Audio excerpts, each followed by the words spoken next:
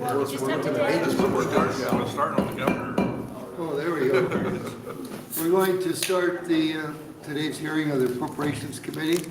Welcome to the Appropriations Committee hearing. My name is Rob Clements. I'm from Elmwood. I represent Legislative District 2. I serve as chair of this committee. We will start off by having members do self-introductions, starting with my far right. Steve Erdman, District 47. Lauren Lippincott, District 34. Anna Wishart, District 27. Mike McDonald, LD5, South Omaha. Robert Dover, District 19. Myron Doran, District 30. Assisting the committee today is Tamara Hunt, our committee clerk. To my left is our fiscal analyst, Scott Denigal. And our pages today are Malcolm from Omaha, UNL student, and Kate from Kansas, UNL student. At the entrance, you'll find green testifier sheets on the table. If you are planning on testifying today, please fill out a green testifier sheet and hand it to the committee clerk when you come up to testify. If you will not be testifying but want to go on record as having a position on a bill being heard today, there are white sign-in sheets at the entrance where you may leave your name and related information. These sign-in sheets will become exhibits in the permanent record after today's hearing. To better facilitate today's proceeding, I ask that you abide by the following procedures. Please silence your cell phones. For bills, the order of testimony will be introducer, proponents, opponents, neutral, and closing. When we hear testimony regarding agencies, we will first hear from a representative of the agency. Then we will hear testimony from anyone who wishes to speak on the agency's budget request. When you come to testify, spell your first and last name for the record before you testify. Be concise. We request that you limit your testimony to 5 minutes or less. Written materials may be distributed to the committee members as exhibits only while testimony is being offered. Hand them to the page for distribution when you come up to testify. If you have written testimony but do not have 12 copies, please raise your hand now so the page can make copies for you. With that, we will begin today's hearing with Agency 7, Governor.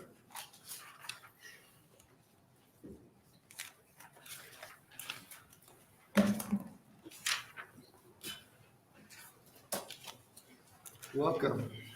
Welcome. Thank you, Chairman Clements. Good afternoon to the committee. Chairman Clements, members of the Appropriations Committee, for the record, my name is Dave Lopez, D-A-V-E-L-O-P-E-Z, and I have the privilege of serving as Chief of Staff to Governor Jim Pillen and Lieutenant Governor Joe Kelly.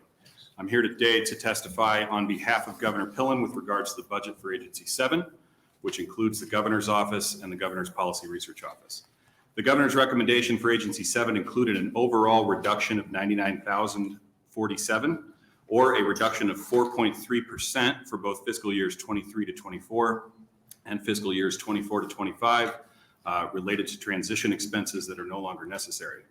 The recommendation for the Governor's agency also included holding the line in relation to salary and health increases. These items can be accommodated within existing resources, and therefore we ask the committee reconsider its preliminary recommendation and reduce the Governor's agency budget in line with the Governor's recommendation. Governor Pillen is committed to cutting the size and cost of state government. As you've heard, he intends to treat nickels like manhole covers. To that end, although the Governor's office budget is a drop in the bucket relative to the rest of state government, we have already led by example by doing more with less, streamlining operations, and returning approximately 42% of our transition budget to Nebraska's taxpayers. As always, our team looks forward to working with you through the budget process. Thank you, and I'm happy to answer any questions. Other questions from the committee? This is Senator Dorn. Well, since he's here, thank you, Senator Clements. Thank you for coming in. Thank you, Basically, the 99,000, what you talked about, that's just basically the transition part of this budget, which we won't need again until there maybe is a new governor. That's right. Okay, thank you. Other questions? Senator Wishart. Thank you for being here today. Thank you. So just so I understand, so typically we treat salary and health insurance similarly for all agencies. Are you asking that not to have that increase for staff? No, it's happening, but we can absorb it within our You existing can absorb resources. it. Okay. Yes, Senator.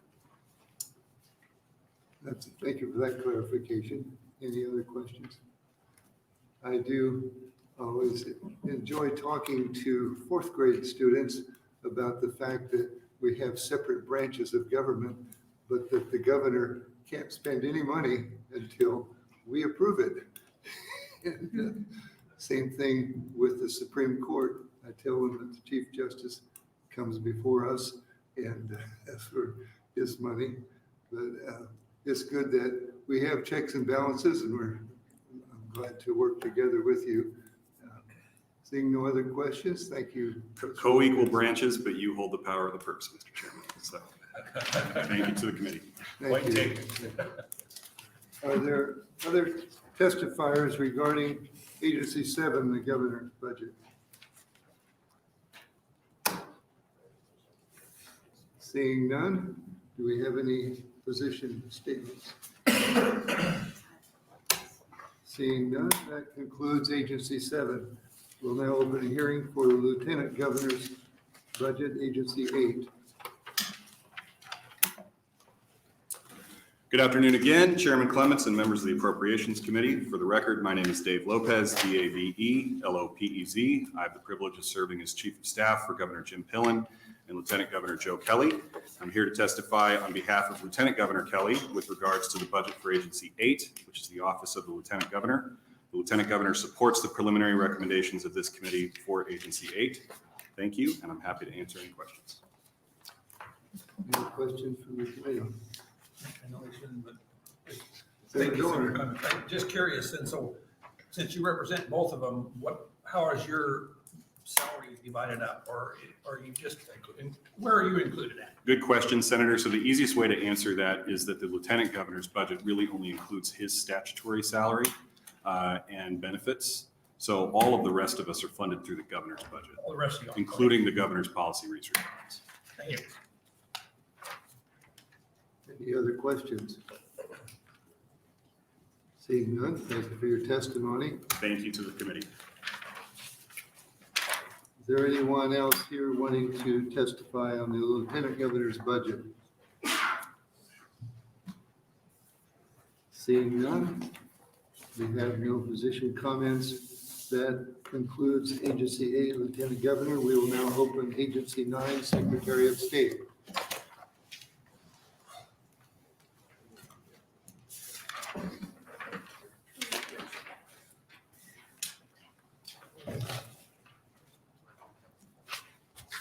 Good afternoon, Mr. Chair. Good afternoon, members of the Appropriations Committee.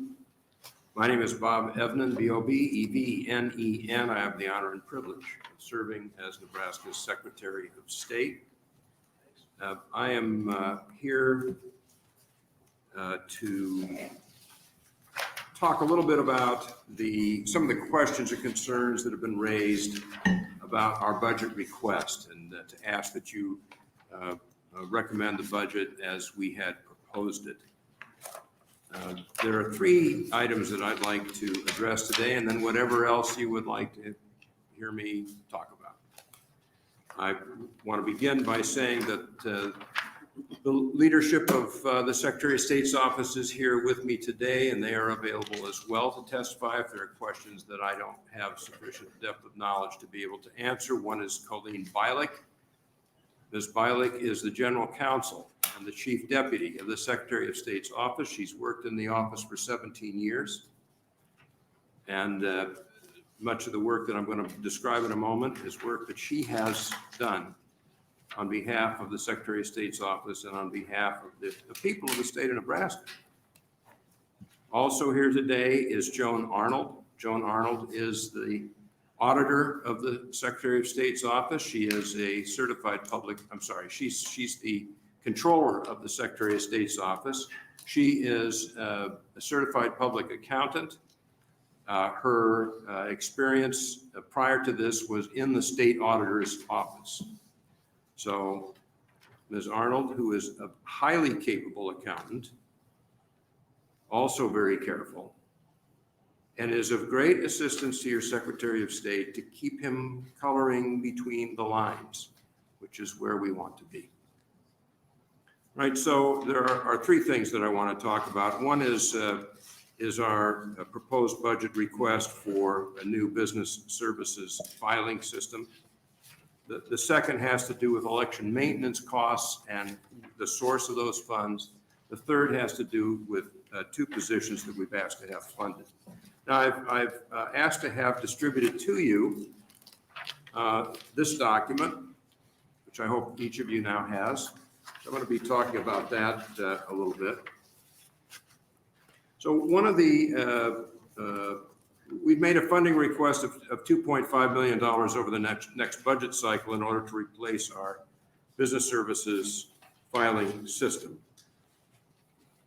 Now, let me just point out a couple of things and talk about the system in general. And then one of the questions that's been raised is the pricing of the system and our negotiations of price with the vendor. During fiscal 2022, over 550,000 transactions were processed using the existing system, which is a system that is in the process of seizing up, and I don't think it's going to make it. That generated revenue of $15.2 million in those transactions, and that's based upon a fee schedule that the legislature approved and the governor signed just a few years ago, where we really reconfigured our fee schedules. Of that $15.2 million, $12.5 million went into the general fund. We're not keeping all that money in the Secretary of State's office. That money is going to the general fund, and the remainder of it, $12.5 million, goes into the general fund. And what I'm asking for is an appropriation of money from the remainder of that to take care of projects that we have planned, one of which is this business services filing system. The current system is not reliable. The current vendor is not able to remedy issues on a timely basis, provide adequate maintenance, and support the system. There have been one or two ownership changes in this system since we purchased it. It is apparent to me that the current owner of this company, where we purchased this system to begin with, has changed their business model 180 degrees. They built something for us from scratch. Now they're selling off-the-shelf systems that they configure. There isn't anybody left at this vendor's place who was in on the design of our system or really who knows anything about it. This is a serious problem because this system is becoming unreliable. It's becoming intermittent. There are times when we have to shut it down and restart it. We've implemented the suggestions that the vendor has given to us, and they work for a little bit, and then the same problems creep up. They don't, I'm sorry, with all due respect to this vendor, I don't like pointing fingers, but they just don't have a handle on it. We're processing 550,000 transactions. We did that in fiscal 2022. So we have, we took our project, we took our proposal, and we took it to the NITC, to the Nebraska Information Technology Commission, for their evaluation. We did that not because we had to. We did that because we wanted to. That is, the review of the NITC is a valuable exercise. It's a third-party expert who's taken a look at what you're planning, what you're proposing. Is it valid? Do you need it? Have you planned it well? It's very informative for us to be able to do that. If you take a look at page 3 of the handout that I've given you and the second chart there, that's how the NITC scored us. They rated us a tier 1 project. That means that it is highly recommended and mission critical in the view of the NITC. And they gave our score a 93. The 93 was the highest of the tier 1 projects. It was the second highest of any project that was submitted to them. So we have independent confirmation that this is highly recommended and mission critical and that we planned it well. All right, so then we began the process of working with a vendor. We're getting a vendor through SHI. SHI is an approved contractor of the state of Nebraska, where we are permitted, this is following DAS rules, we're permitted to acquire this through SHI and to acquire it from the vendor that we have settled upon. We started our process, the question is how much is spending on this? We started our process in July, and if you take a look on page 1, you'll see in the highlighted material that on July 19, the word we got was that this system would cost between $2.4 and $3 million. So the high number that they gave us was $3 million. Now, it's wonderful. You'd like to look at the low number, but you're going to get the high number. So they're estimating $3 million. That's what they wanted to implement this system. And the two leaders who are with me today did not accept that and went back to the vendor and essentially said, no, that's too much. So on August 26th, they came back with a range of 2.3 to 2.4 million. That's $2.4 million. The leaders of the Secretary of State's office are very careful with the public fisc. And I'm just taking this number and, looking down at the desk and moving the papers to the next person. These are leaders who are very careful with the public fisc. They didn't like the number they were seeing. They thought it was too high, and they went back and were able to obtain a $600,000 reduction before we ever submitted our budget. Now, in meeting with members of this committee, one of the things that we were encouraged to do was to go see if we couldn't do a little better. I thought that was a fair request. See if you can do a little better.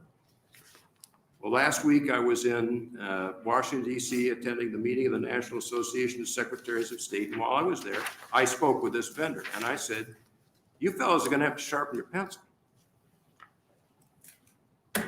I have an appropriations committee to go place this request before, and they're looking carefully at things. And we have a governor who, as was just mentioned again, treats nickels like manhole covers. So, gentlemen, see what you can do. And they assured me that something could be done, and they did. They came back and reduced the purchase price by another $93,000. But the other thing that they did that was very helpful is that they reduced the annual license renewal, maintenance, and hosting fees by almost $20,000 a year, $19,000 or $20,000 a year. So we're going to be saving $20,000 a year over what we requested, over what they quoted us previously in licensing and maintenance fees.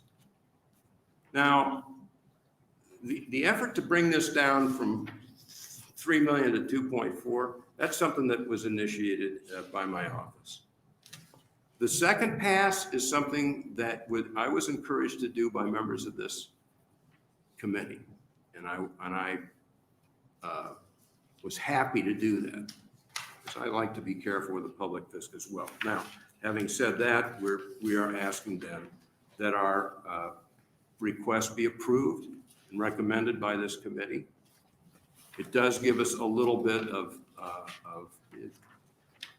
it gives us a little bit of margin there. The fact that you appropriate the money doesn't mean we have to spend it. But the pricing that we're getting now is better. Let me move on to, you can see these, if you can see on page 2, the bottom chart shows that's what is in our request.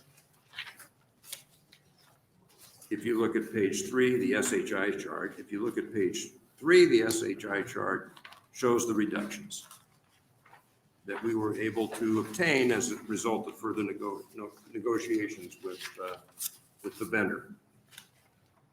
All right, then the second issue that I was made aware of has to do with whether or not the elections software maintenance request could be funded through HAVA funds, the Help America Vote Act funds.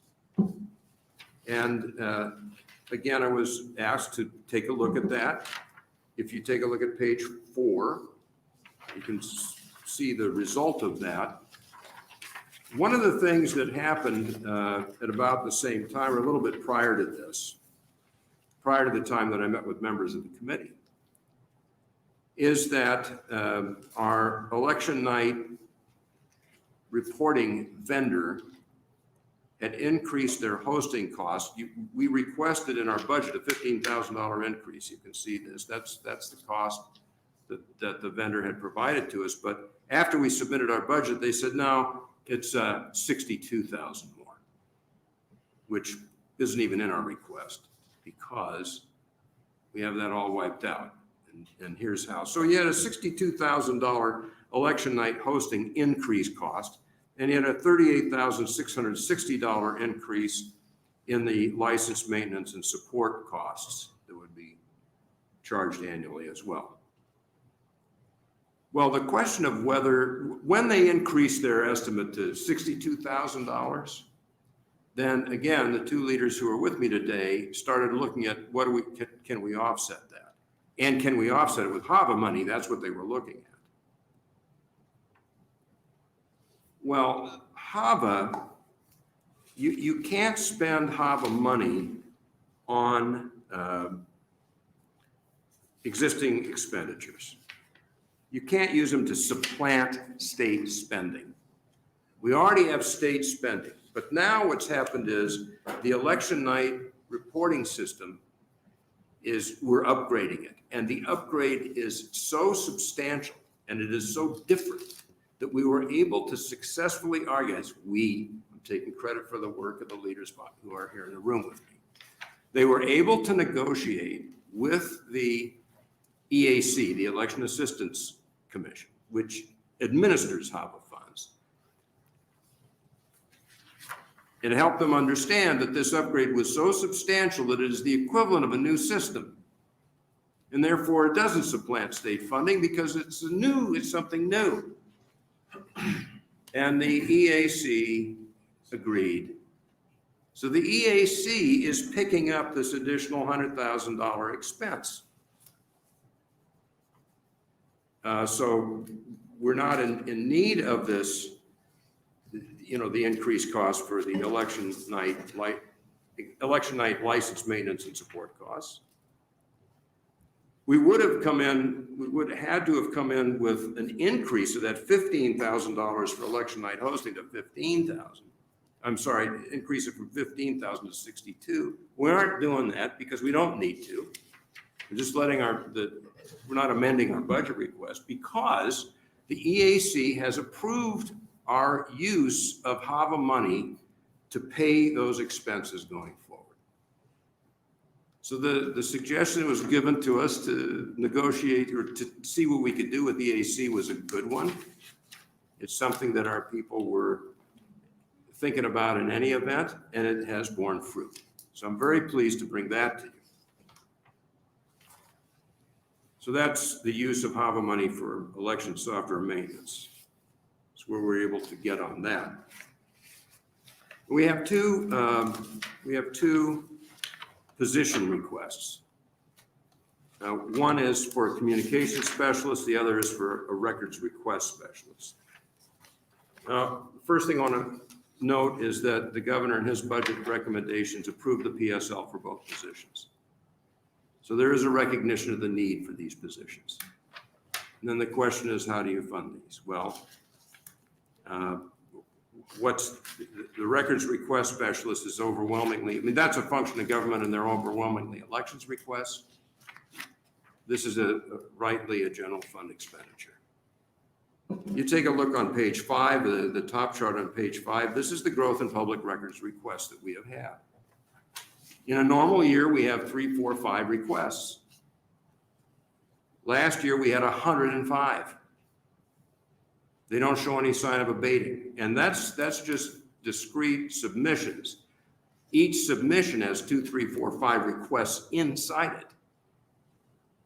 So you're talking about hundreds of requests. Now, state law requires that we respond within 4 days, that we cannot charge for the first 4 hours of time, that there are a number of charges that cannot be You can't charge for lawyer time for review. There are other conditions and restrictions on what you can charge the public for making a records request. We comply with those requests. We complied with every single one of those. We are following the law, but the consequence is the person who's in charge of handling our public information requests, our public records requests, is the general counsel and chief deputy. And this is now taking an inordinate amount of her time. And the other thing I'm going to tell you very frankly is it's discouraging for someone who's in such a position. It's been discouraging for our clerks across the state to handle these requests. They do it because it's the law. But it isn't, it's hard on morale, and it's especially so when you have the general counsel and chief deputy of the office, who normally is handling 3, 4, 5 of these in a year, handling 105. It's not a wise use of her time. She's never said a word to me about it, but I don't believe that it's the greatest thing for morale. And here you have 2 people who are with me today whose service to the state of Nebraska is exemplary. So what we're looking to do is we're asking for an appropriation that will allow us to hire a records request specialist who would report to the chief deputy, to provide the logistical support needed in order to cover these requests. There are other people who have to spend time on this request as well in our office, in the elections area, whose time is being taken to do so. So we're committed to, we are committed to following the law and responding to these requests. People are entitled to make them, and we are required to respond, and we do, and we will. We're asking for an appropriation so that we can fund the position for which the governor's already approved the PSL, recommended that you approve the PSL. We also have a communication specialist. So the communication specialist, this is a position we need in order to adequately inform the public about the duties and functions of our office. Most of the interest of our office is focused on elections. For that reason, we're anticipating that 75% of the time would be related to elections, and therefore there is a need for general fund dollars. Again, this is a position that, for that 75%. Again, this is a position for which the governor has suggested that PSL be approved. We're not able to really adequately get those communications out with the staff that we have. And when we talk about the staff that we have, please take a look at page 5, the bottom chart on page 5. Here is our head count going back to 2003. In 2003, we had 40 full-time equivalents. In 2022, we have 41 full-time equivalents. You can see it's varied a little bit over the years. But the other thing that I would note to you is that, for example, LLCs on record, the processing of LLCs on record. In 2008, we had 22,000 of them. In 2022, we had 115,000 of them. It's increased by 5 or 6-fold. We're doing it with the same number of people. So we're not feathering our nest here, is what I hope I'm getting across. And the technology that we're asking for is the tool that allows us to keep that head count stable and at the same time to provide greater services to more people, which is one of the things this new system holds promise for us for. So that brings me back around to the first point. At this, let me just stop there and see whether there are any questions. Thank you. Other questions? Senator Vargas? Thank you very, very much for being here, and just a thank you to your staff and your presentation. I did a simple note here to Senator Wishart, just saying that, and I can't remember for past years, but in terms of the individual requests and what you're doing and the rationale, we don't often get this amount of detail given to us. It's usually all verbal, and then we have to ask probing questions. So I personally really appreciate it because it is very, very helpful to see. It makes it a lot easier to just say, yeah, these are no-brainers, which is one of the reasons why we didn't move on many of these items beforehand and for many different agencies. So thank you for doing this. Well, you're welcome. Thank you. And a thank you to, one of the discussions we had about the public records requests is that this is just a terrible use of somebody's time when we're talking about people at their skill level. Beyond these different requests, do you anticipate, I know you said that this is just going to continue to increase, but just for the record, in terms of what the requests are and if they're duplicative, and that was a conversation that we were having, you want to speak to that? Like, why are we having more requests? Is it just because of this day and age in politics? Is it because of, I just don't know what the requests are. The requests are overwhelmingly related to elections. They are questions that are posed by citizens who have deep-seated worries about the integrity of our elections. Those worries have been placed there by others. And many of the others have also given them questions to ask. These are citizens who really do not have an awareness of how our election systems work. And the questions that they ask reflect that, because neither do the third parties who give them the questions. The result is that we are constantly struggling to put round pegs in square holes, because the questions just don't fit what we are doing. Early on in this process, I sought to try to explain to people what our processes were like and why we didn't have these documents. We're not obligated to do that under the Public Records Act. All we're obligated to do is to respond to the request. Yeah. But early in this process, when we started to see an increase in this, which dates back to the end of 2020 and into 2021, I started by explaining to people in the responses, here's what you asked, we don't have it, here's why, this is what we do. We're doing this, we're not doing that.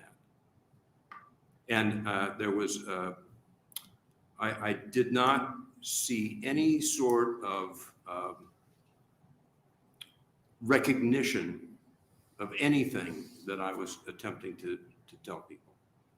And so ultimately, and then the requests keep coming in when you don't get what you want, then you're going to go try and go ask for this. And so this is what is just constantly happening. And the other thing I would say, Senator, is that I have gone out across the state and tried to address groups of people about, okay, here's how our election processes work. And I'm here and you ask me anything you want. And when I do that, 90% of the people leave the meeting and they feel like, we have that covered. That's okay. We're doing all right with that. There are 10% of the people who are not convinced and never will be. And that's their prerogative. But one of the things that creates the difficulty is requests that are sent by people who really do not have an understanding of the system as it operates today, and who are given questions. I would also, just point out that after this last election, we audited 10% of the precincts. We audited 132 precincts. We hand counted 3 races. One was the governor's race. The second was a congressional race. The third was a local race. All across the state, we had at least one precinct in every county that was audited. Hand counted by election boards that have Republicans and Democrats looking at every ballot and making a hand count. And there was a variance. Out of over 48,000 ballots that were counted, there was a variance in 11 ballots. And 5 of those were a result of the fact that the voter had marked the ballot too lightly for the machine to read. That's not a machine error. And, the other 48,000 of their friends and neighbors were able to successfully follow the instructions that are found on every single ballot that says darken the oval completely. If you make a mistake, turn it in, we'll give you another one. So our election systems are working pretty well. The other thing that I've done is, and the other 6 were misfiled, by the way. is, I've encouraged people, go in and be a poll worker. Go in and be an observer. Go in and watch the process of counting. Talk with your clerk. See what you think. Go experience it for yourself. And really uniformly, when people have done that, they've come out of it feeling very strongly about their county clerk, that their clerks and election commissioners are doing a great job for them, which I believe is true. I think that's what the audit demonstrates. So I'm sorry, I went off on a whole tangent. I apologize, Are Senator. there other questions from the committee? Well, it's not a question. I appreciate you. I do think that maybe we need to look at the 4 days in state law, because that seems like an unrealistic, even if these keep increasing and we give you 1.75 FTE. I mean, I don't know if we need to look at that and maybe extend it, but. Senator, one of the things we can do is within 4 days, tell them, here's how long we think it'll take. So we, All right, Senator Armendariz. Thank you, Senator. Thank you, Mr. Secretary, for being here. I know who you're referring to, who had you press for a better price from this vendor, and I really, really appreciate you being willing to do that and achieving that goal. I want to set that precedent going forward, that we expect that from our vendors to do better every time, and I appreciate you willing to do that. Not everybody wants to do that. And if there's two little asks before we vote on this, if you can ensure, and it looks like they have a flat fee for 5 years on the maintenance, ensure that there are no escalators built into that, annual escalators. And if you could ask them, one more ask, if they could do another 5-year option to renew with no more than 3% escalator on that one. And just get it to this committee before we vote on that. which would be when? We don't have a date on that yet, but you can turn that around pretty quickly from that vendor, I'm sure. Well, we'll get on that. I appreciate it. See if we can't get a response to that next week. And I appreciate your Will that work be on soon enough? I believe. Senator Dilbert. You had said that, you restructured the fees. And I was wondering, was there any discussion as far as what that increased revenue might be used for? Was there any discussions as far as what you're requesting now? I just thought I'd ask. Yeah, when the fees were restructured and the revenues were estimated, there was discussion of potential future IT projects that would help improve the efficiency of the services that we provide and offer more options for the citizens who are using those services. I don't have, and I apologize, I don't have specifics of that, but that was discussed at the time. All right, thank you. Any other questions? And I'll add that the committee was given their proposal of fee increases, and they were all really just inflation adjustments, nothing more than that. The number of years it had not changed at all. It looked like a large increase at one time from the previous, but it had been a long time.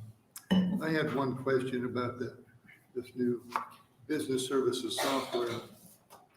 I assume that includes, these prices includes converting your current data to the new system. Yes. I've been through a data conversion in my business where I ended up typing in name, address, account number, and so forth manually.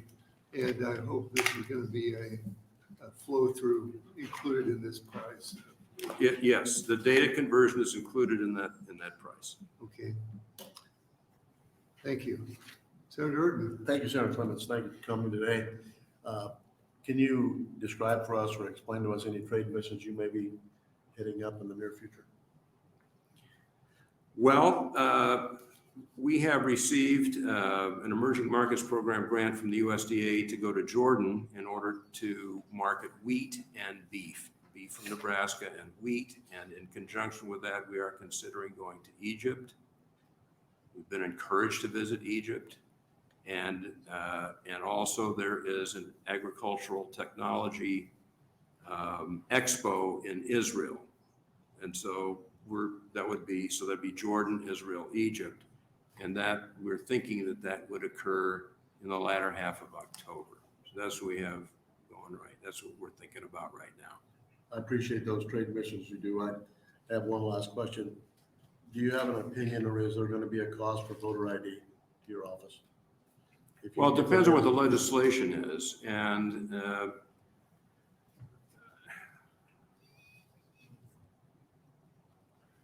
thinking about how to answer this briefly. If we are able to utilize DMV state issued IDs for voter ID, then there are legal issues about whether we can or we can't. But if we are able to do that, then the DMV will want to be compensated for those for the cost of the state issued IDs that are free. It is my fervent desire that the Secretary of State's office not be called upon to issue IDs out of the Secretary of State's office. Okay. We have no experience in it at all. It'd be a very expensive thing. So if we can utilize the DMV's existing structure and issuance and provide those to people at no charge, then then it's a DMV fiscal issue. Right now, they're figuring, well, we're going to be paid for it. We don't have we have no fiscal note because we're going to be paid for whatever it is we issue. Well, who is going to have to pay for it? Well, in certain bills, it would be the Secretary of State's office, and it is a big number. So that's, does that answer it, or have I just further obscured the issue? No, I'm just curious to see if you thought about what we're going to do. Yeah. I would like to see I would like to see whether it is legally possible, consistent with the Constitution of the United States, for utilizing state-issued photo IDs that can be given to people at no charge. That to me would be the ideal. Thank you. Thank you. Other questions from the committee? Thank you, Mr. Secretary. Thank you, Mr. Chairman, and I apologize for filibustering. Senator Vargas managed to push a button for me. All right, well, are there other testifiers? And I will respond to Senator Armendariz' questions as rapidly as possible. Oh, thank you. Now we invite anyone else wanting to testify regarding Agency 9, Secretary of State's budget. Seeing none, we do have a physician comment. We have one opponent statement. And that concludes Agency 9. Next, we will open the hearing for Agency 10, State Auditor.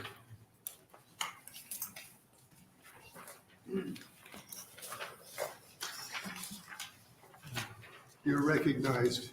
So open. Thank you, Senator Clements, members of the committee. The recommended is Mike Foley, M-I-K-E-F-O-L-E-Y. I'm the State Auditor of Public Accounts. Accompanying me today is Craig Kubicek, C-R-A-I-G, K-U-B-I-C-E-K. Craig is my deputy. First, Craig and I want to express our appreciation to the committee for your preliminary budget work. I'm an alumni of this committee. Senator Vargas, unfortunately, leave, but I was in his chair for many, many, many hours. To my left was Senator Beitler, to my right was Senator Thompson. I could go around the table and tell you exactly who was here because you spend so many hours at this table, you get to know the folks really, really well. So anyway, those were interesting days. I understand full well that the heavy lifting in the legislature happens right here. This is the bill or the series of bills that have to pass. And I thank you for all the hours that I know you're going to spend and have already spent in developing this state budget. It's really tough work. I know because I did it. Next year, the state of Nebraska is going to spend roughly $5.4 billion in general funds. And obviously many billions more in federal funds, cash funds, revolving funds, and so forth. So the question rhetorically I'll ask is, what percentage of all those billions should we be spending to audit the money? 5%, 2%, 1%? The state auditor's office spends 0.02% to audit all the money, all those billions that flow through the state accounting system. Let me state that a different way. For every $1 million that the state spends, we dedicate $200 to audit that $1 million. I think we've got to do better than that because the public is asking for more accountability. And we just can't get the job done on $200 per $1 million spent. I'm going to focus my remarks today on just one item relating to my budget. That's pending before you. You deferred action on it when you constructed the preliminary budget. You put that off to another day, and so today is that day. I asked the committee to give favorable consideration to the additional appropriation my office requested to fund professional development salary increases. My staff is not covered by the NAEP agreement, but we looked to that agreement as kind of a benchmark as to what might be appropriate for salary increases. For July 1 of this year, the minimum increase for state employees is 7% after you look at the two steps. But that 7% is only the minimum. And as you know, there's a number of different position classifications within the NAEP negotiated agreement. One of those classifications is for accountants, state accountants who work in the agencies. They're called accountants 1, 2s, 3s, and 4s, depending on their level of experience.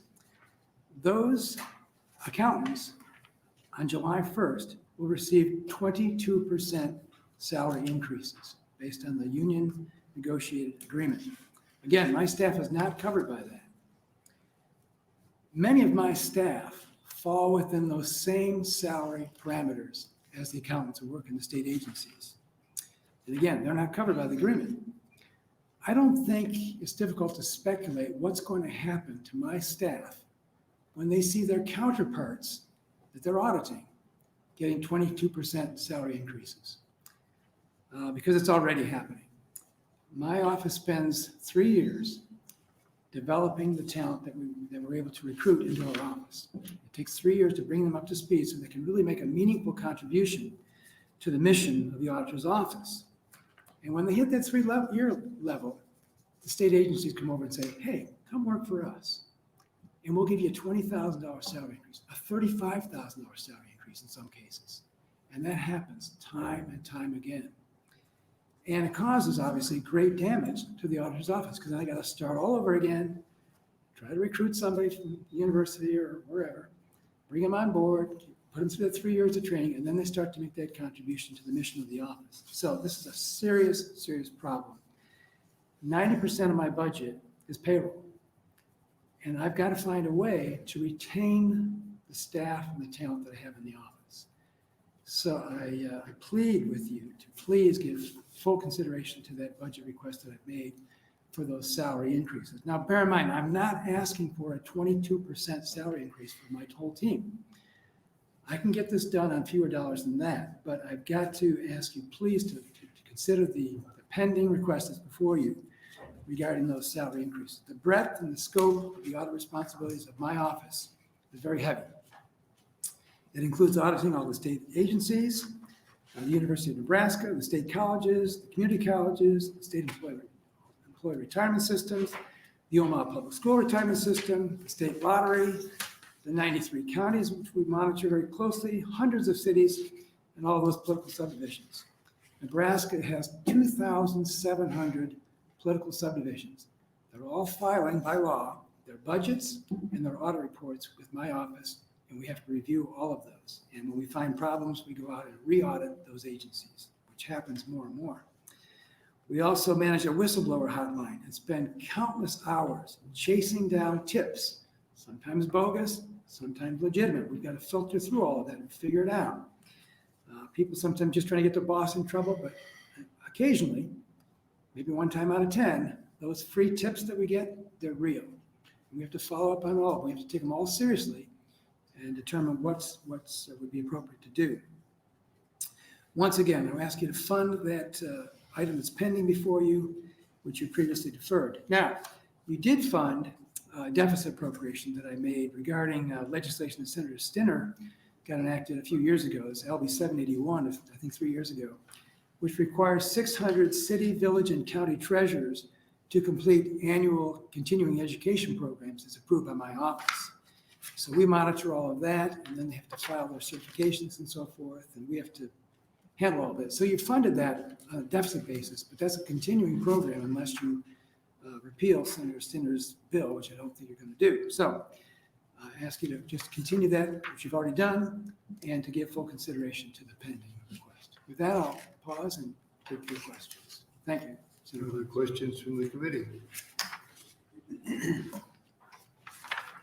Would you yield to a question from Senator Dover? I would. Could you just address, I'm obviously new to this committee, and could you address this salary increases of 106,000 in 23-24 and then 217,000 in 24-25? What that deal, who that deals with? Right. The starting salary for an auditor in my office is $55,000. No one's applying. Literally, no one's applying. So I've got to ramp that up. Maybe 60, 65, I'm not sure what the magic number will be to start pulling in some applications. But then that has a ripple effect on those who started at the 55 and then worked their way up to 65 or 70. So that's what we're going to do. We're going to start with that base salary, 55, ratchet that up, try to attract some talent. My deputy just this morning was speaking at Wesleyan University to the accounting class.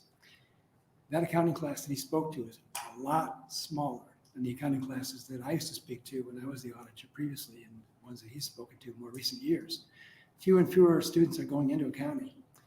So there's a supply-demand problem. I was at a dinner last night, spoke with sitting next to me was a businessman, and he was telling me that he has to pay $90,000 to get somebody to come and work for his company. I can't compete with the private sector, but I want to at least be able to compete with the state agencies. Actually, a bit more specific, it says salary and health insurance. Salary per DAS instructions. Is that what you were addressed? Yes, the salary, the appropriation request that I've made covers the salary and the benefits, and obviously the PSL. Okay, thank you. Yeah.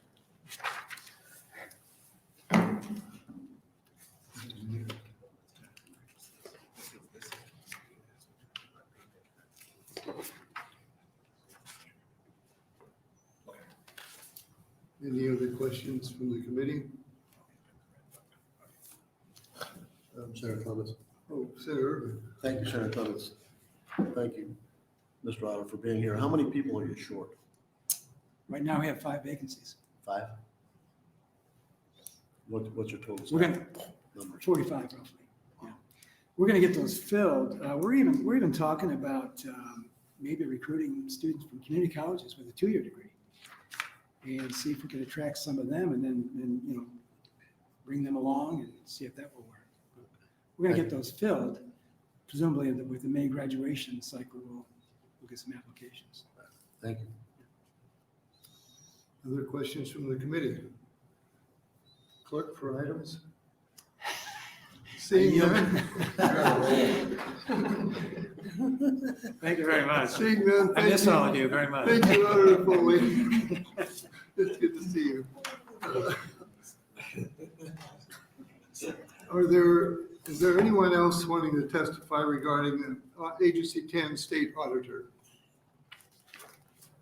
Seeing none, there are no position comments. That concludes Agency 10 State Auditor. And we will now open the hearing for Agency 12 State Treasurer.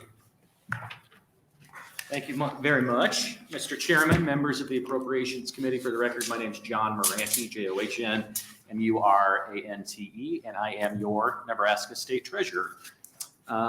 First of all, thank you very much for the work that you've already done on the budget. We really appreciate it. I will be very brief and just kind of outlining what we do in the State Treasurer's Office and kind of the progress that we've made over the last year since I was here last.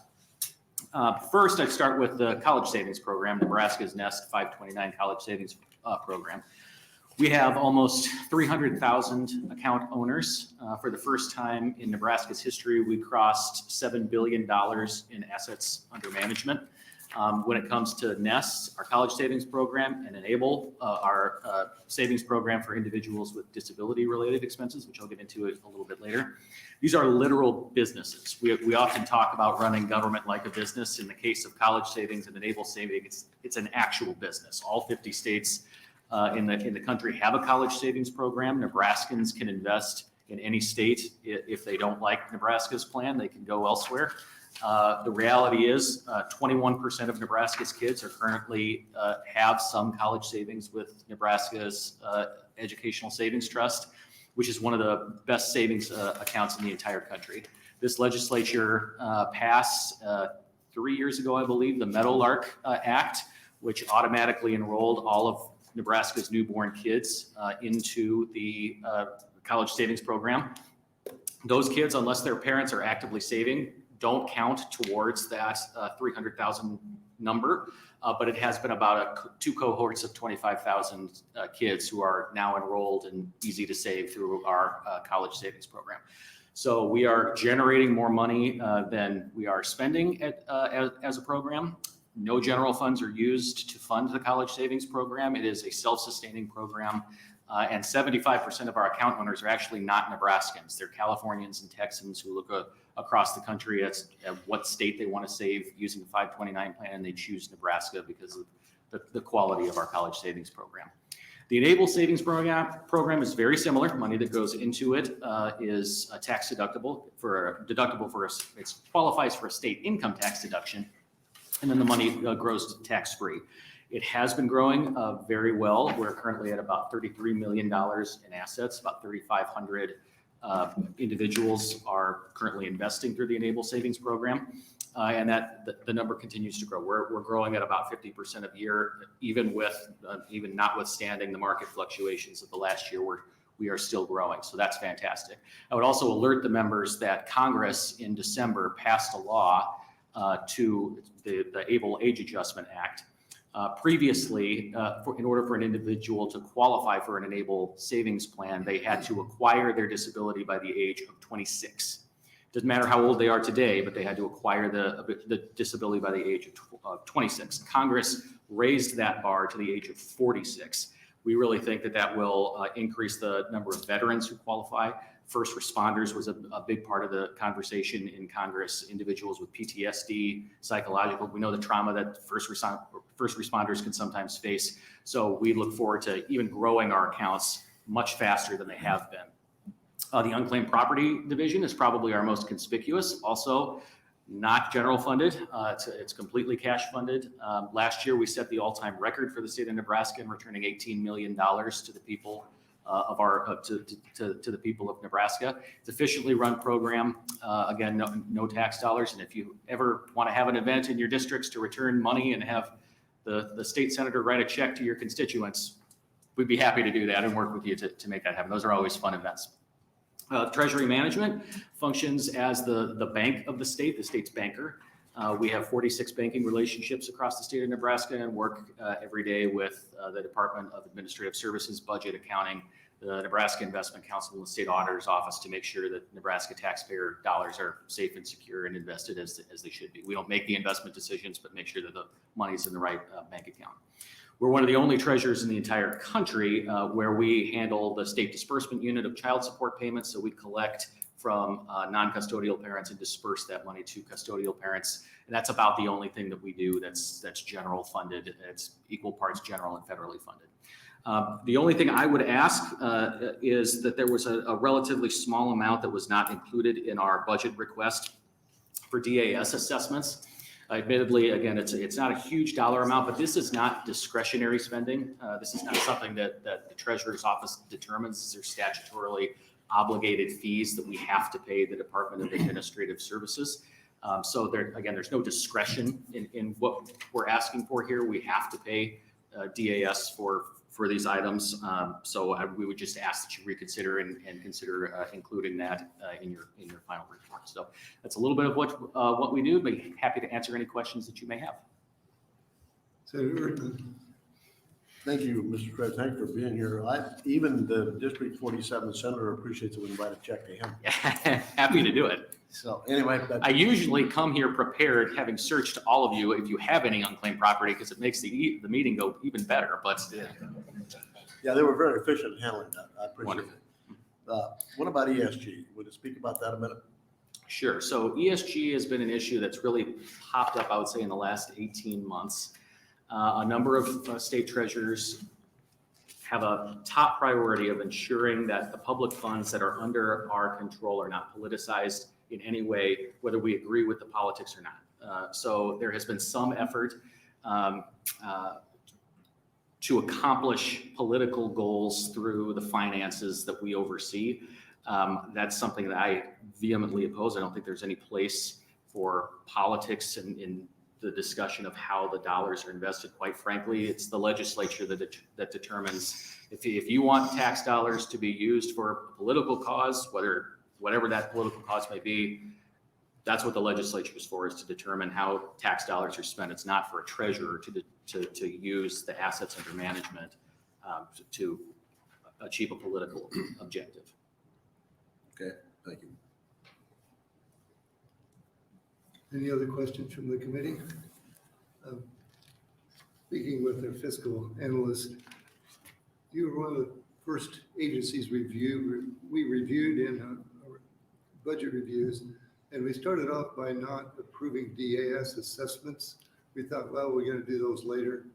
Then later on, we did them each agency at one time, and we failed to come back to your agency, and I would expect we'll have a favorable outcome for that request. I was kind of, I didn't know if there was a defund the DAS movement in the Appropriations Committee, but I'm glad that was. I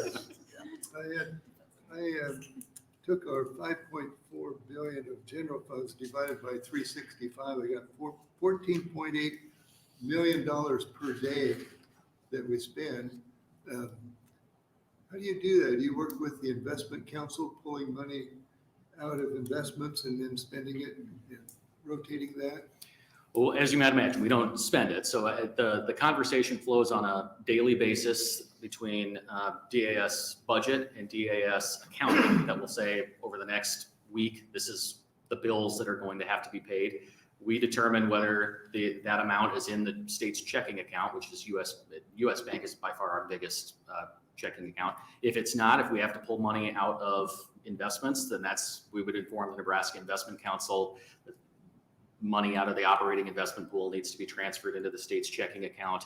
So they're getting their 1.5%. We're trying to maximize, the investment council is trying to maximize its return on that. But it's a conversation that happens literally every single day. Okay, I just hadn't divided that number. I thought that's a lot of money every day. That's right, it is. Any other questions from the committee? Seeing none, thank you, Treasurer Barante. And now we'll invite other testifiers regarding the Agency 12 State Treasurer budget. Seeing none, we have no position comments, and that will close Agency 12 State Treasurer. It will open the hearing for Agency 87, Political Accountability and Disclosure Commission. Welcome. Make sure you fill out the form correctly. I think I've given that admonition on more than one occasion, Senator. Chairman Clements and members of the Appropriations Committee, my name is Frank Daly, F-R-A-N-K-D-A-L-E-Y. I serve as the Executive Director of the Nebraska Accountability and Disclosure Commission. And by law, the commission is charged with the administration and enforcement of the state's campaign finance disclosure laws, its lobbying laws, and its governmental ethics laws on both the state and local level. We have reviewed the budget proposal of the Appropriations Committee.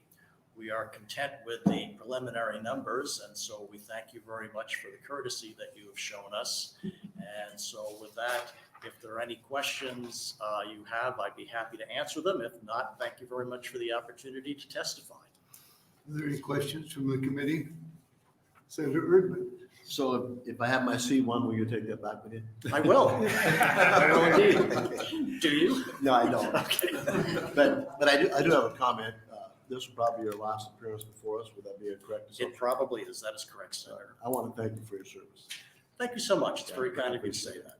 Thank you so much. Seeing no other questions, thank you for your testimony. Thank you for your service. Thank you very much, Senators. We appreciate it.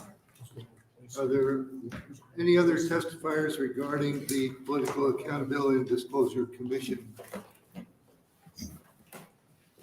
Do we have any position comments? We have none. That concludes Agency 87. And we will switch to bills then. First bill up is LB 477. I'll open the hearing for LB 477. Senator Wayne.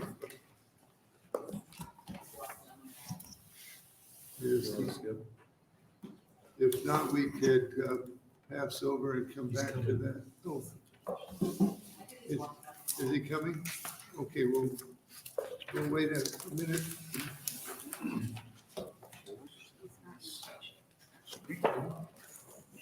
Isn't there a song on this phone? How does it go? He should start his testimony. What is it? Big dog? Are you coming? Okay. Streetcar named Desire. We need to switch notebooks anyway.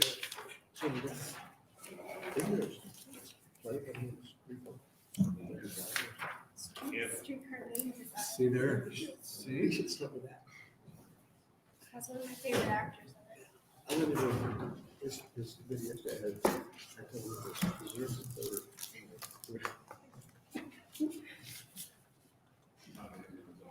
You do it on this platform? Okay, so. Oh my gosh, yeah, I grew up with him. I don't think he's for me. Went to school. I don't think he's for the streetcar. Went to school and was in It's only 100 million. That's it. These guys don't have that. You know, when he transitioned So, into this role, It isn't much to say typically that. when you have agency heads I thought your change, questions about, or in this case, the constitutional vendors. officers change. I appreciate that. They have Because I don't have a turnover. clue. But when Secretary. If we're talking about tractors, I can tell you. And it worked. I pushed him, he would have 100%. So I would have rather had 10% if you got 5. Just goes to show. Yeah. And you Hi. can tell, he talks about Started stuff in a way where if I were working with him, Play I streetcar named Desire. would be a good environment. Yeah. Preserve the second. You want to know why it's I only. started leaving my office when Frank got up to speak. I didn't know it was gonna go that quick. He was, You want to know why it's he only was 100 good. million. That's so, He didn't have any. What is this? 100 million. It's not worth asking for. that was great. I guess I'm- Welcome, Senator Wayne. You're welcome to open on LB 477. Good afternoon, Chairman Clements and members of the Appropriation Committee. I do apologize for being just a little bit late. My name is Justin Wayne, JUSTIN WAYNE, and I represent Legislative District 13, which is North Omaha and Northeast Douglas County. First, I want to thank everybody from this committee last year for making a historic investment into North and South Omaha. And what you'll see here today is just a part 2 of that investment, where I think we're going to make some fundamental changes to the community that I represent. LB 477 is a very short and straightforward bill. You do have a proposed amendment on the front. The proposed amendment is trying to narrow exactly where a proposed streetcar line would go. And one of the things for me is I want to make sure that it actually gets to the airport. So I added that language in there to make sure that the city put a little pressure on the city to make sure it gets there. The streetcar is coming to Omaha, and it'll set some standards about who gets included and who doesn't. And I think this is going to be great for our Midtown area. Let me be clear. In the beginning, I was opposed to the streetcar, but rather just come off and be opposed. I think part of my job as elected official is to figure out how to work together. And so that's what this is, a compromise for me personally, to figure out how we can take the current proposed streetcar and make it better and actually work on public transit in the process. So I'm going to kind of walk through the tabs. I think it's important when you're asking for this amount of money that people understand exactly what we're trying to do here. So I don't just want to talk about the bill. I kind of want to make sure you guys understand. The area that we're going into is an extremely blighted area on this proposed line, and it'll take it down through North Omaha to the airport. So I want to give you guys some, there's a streetcar overview, and my office put together, there's 4 other cities that had some benefits. I know some people on the committee may know about St. Louis, and maybe there wasn't the best use of a streetcar. But if you look at what the city of Omaha is doing, it's more modeled after the Portland, Seattle, Salt Lake City, and New Orleans concept. And if you kind of go to the last page, you'll see that the proposed Omaha line, what we're talking about is about $3.2 billion in development. That's on a very conservative estimate of what kind of development could occur. And there's a companion bill in Senator McKinney's committee where we're going to require the city of Omaha from this $3.2 billion to implement, almost create a fund for the city of Omaha for affordable housing. My goal with this $100 million is that the city of Omaha won't come back down here anymore and ask for affordable housing dollars, that the city of Omaha, through the streetcar line, can implement their own fund to do affordable housing, substantially affordable housing that will be sustainable based off how the streetcar grows. And every time that streetcar grows or there's a new line added, that would go into a fund that the city of Omaha would use for affordable housing. So don't look at this one-time investment of $100 million as just a streetcar investment. I can email the committee the amendment that Senator McKinney and I are working on how we're going to use the development from the streetcar area to create this fund for the city of Omaha to solve affordable housing. So look at this as not only economic development, but solving an affordable housing issue over the next 15 to 20 years, where we don't have to keep coming down here to ask for the state funding. What you'll also have on tab 2 is just the executive summary of the MuniCap report. There was a lot of discussion. I want to make sure you guys had a copy of it, of what a MuniCap report is, and there's some people behind me who have more knowledge and detail. But essentially what this is a very conservative organization who comes out and looks at overall development around this particular case, the streetcar. And they were looking at TIF in particular. And what they came up with is pretty much there's going to be about $3 billion of development. Of that $3 billion, we're only going to look at the first billion. And even of that first billion, we're only going to let you bond $400 million.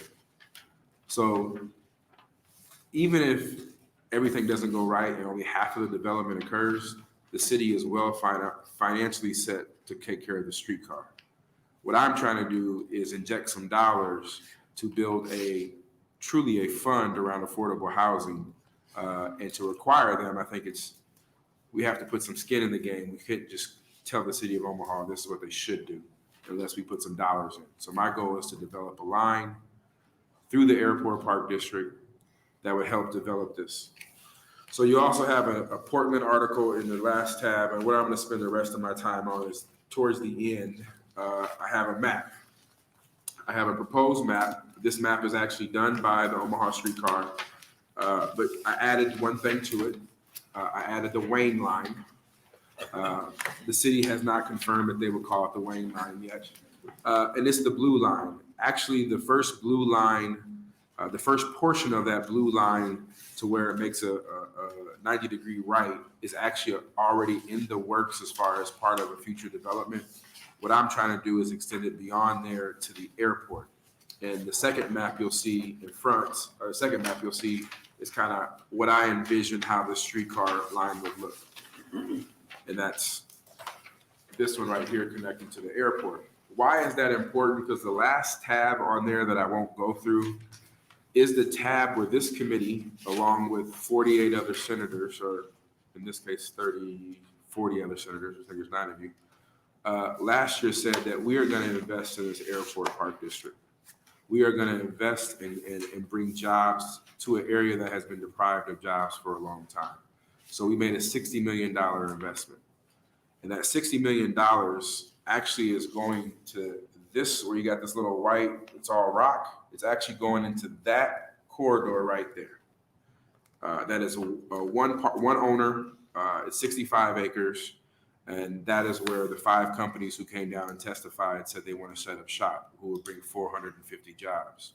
The remainder, if you look at the last tab, is the rendition of the airport park would go right down, the streetcar would go right down 4th Street, potentially. I mean, we got to work through the engineers to develop the rest of the airport park. There's 2 things that have been proven after every study done around streetcars. One, density increases and economic development occurs. But if you can add a true public transit purpose, it's successful. And you have to look no farther than Kansas City.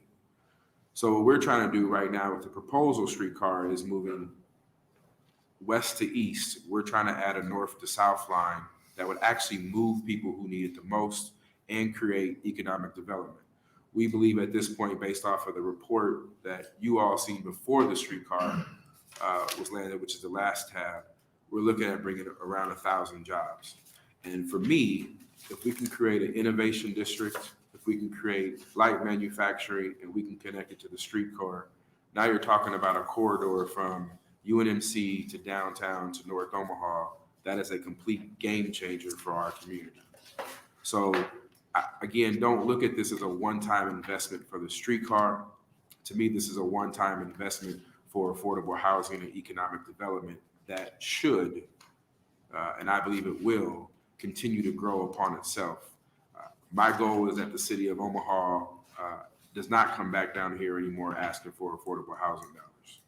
That we can truly create a fund, and again, this is in urban affairs, where we're taking the development from this area and putting it in a fund for affordable housing.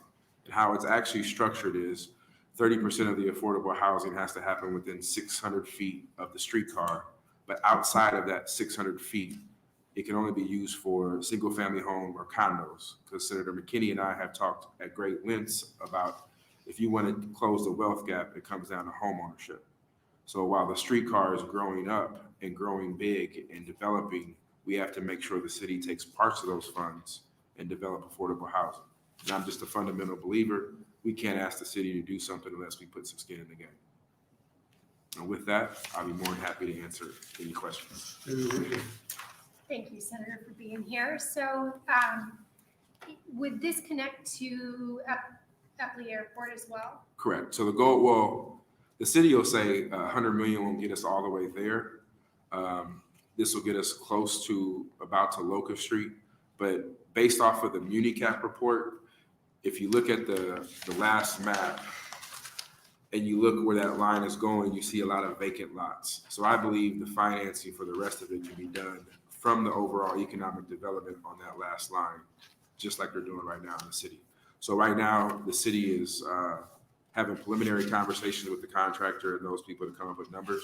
But the ultimate goal based off of the amendment is it has to go to the Okay. The reason I asked that question is I could see the benefit of individuals flying into the Omaha airport and being able to take a streetcar all the way downtown, say for the World Series, and have that sort of flexibility of public transit to the airport.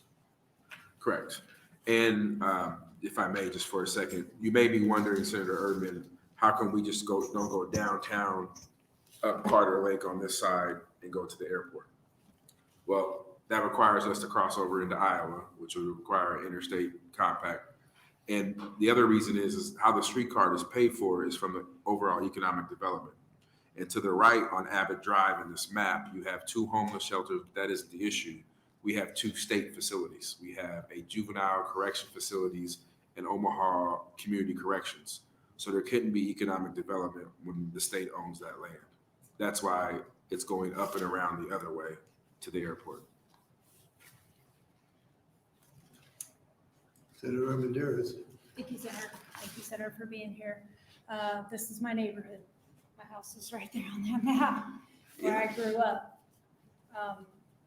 So I'm very, very interested in how this would promote economic development. And as you know, I'm on that committee, Right. committee for those dollars.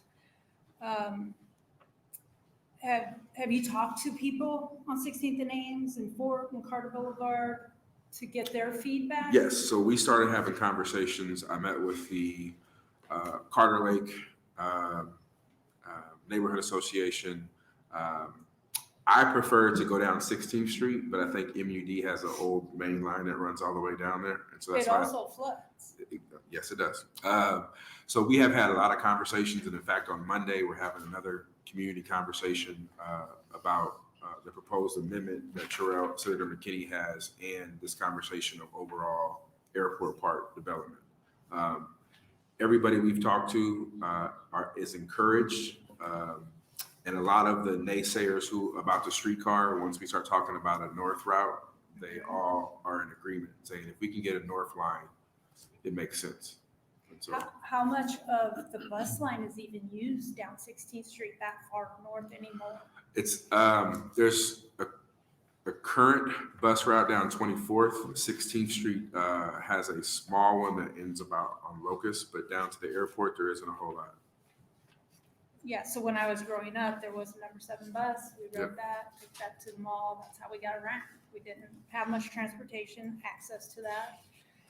It concerns me that we only have enough money to get to Locust Street. Not that I endorse this plan or not, but to Locust Street, I could see it being like Highway 75, just stopped at Hamilton and never for years, decades got continued. It's finally done now, but what good is it if it gets to Locust? Well, so for me, I mean, if you want to give me $200 million to get all the way there, I have no problem. But for me, it isn't about stopping the Locust, because I think once we get to Locust, the other airport park district, that development, the financing around that takes care of the rest of the line. But we have to. So if you think about it from Cummings Street to Lake, you're talking neighborhoods, right? So you don't have a lot of economic development to pay for the street line. Right. But once you get to Locust to the airport, a lot of vacant land, a lot of industry, that development actually pays for the streetcar. So this area that you highlighted earlier that runs alongside the lake and then over North 11th Street to North Downtown Correct. is pretty developed. It's a pretty nice area, Correct. right? Right. So there's a gap in between that's not developed. Correct. You're And so all that East 4th Street from 16th Street to the airport is also not developed. Well, there's a lot of industry over there. Right, there is some industry, but there's also a lot of vacant lots and not developed. So you take development of that and the increased valuations from that development that takes care of that streetcar line all the way down. Well, I'm excited to see how this plays out. Thank you. The only way we know is if it's in the budget, so. Senator, Good luck. Thank you, Senator Clements. Thank you, Senator Wayne. What's the time frame on this thing? The city of Omaha is behind me. They'll be able to answer that a little bit more than I can. Okay, so can you turn to the TIF page? Yep. I knew you were going to park on it. I knew that was coming. Page 1, Okay. where it has the chart there. Yep. What is EVA? Extremely blighted area. That was a bill that we passed. Okay, all right, so walk me through that, the TIF revenue from future development on the top line there, 70 million and 260. Blocks 3 to 5, 331 million. Tell me what those numbers mean. That is you know what, I can tell you, but there's some people behind me who can answer that better. Okay, all right, I'll just ask them. Okay. This whole page? This whole page, there are two individuals behind me that can answer all I that. got it, thank you. other questions?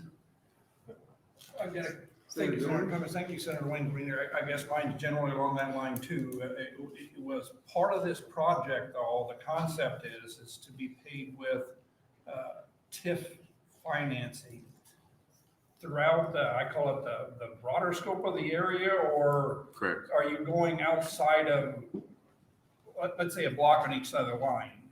So there is a TIF district where you would be in. The bill that I'm working with Senator McKinney on would allow it to be expanded only for affordable housing. So that's how we solve the affordable housing. So $1 billion, let's say it's $1 billion, 400 million for bonding. So that's what we know we have to pay off with TIF. There's a $600 million gap. I want to make sure, or plus, I want to make sure that 600 million gets used for the things that are sustainable, like affordable housing and those kind of things. So that every time there's a new line, it goes back into that fund. We have to figure out how to solve, at least Omaha does, their affordable housing issue without coming back down here every time. And if later ones they'll go be- broader on that, that'd be Yeah. great. Thank you. Other questions from the committee? Seeing none, thank you. Senator Wayne. We'll now start with proponents for LB 477.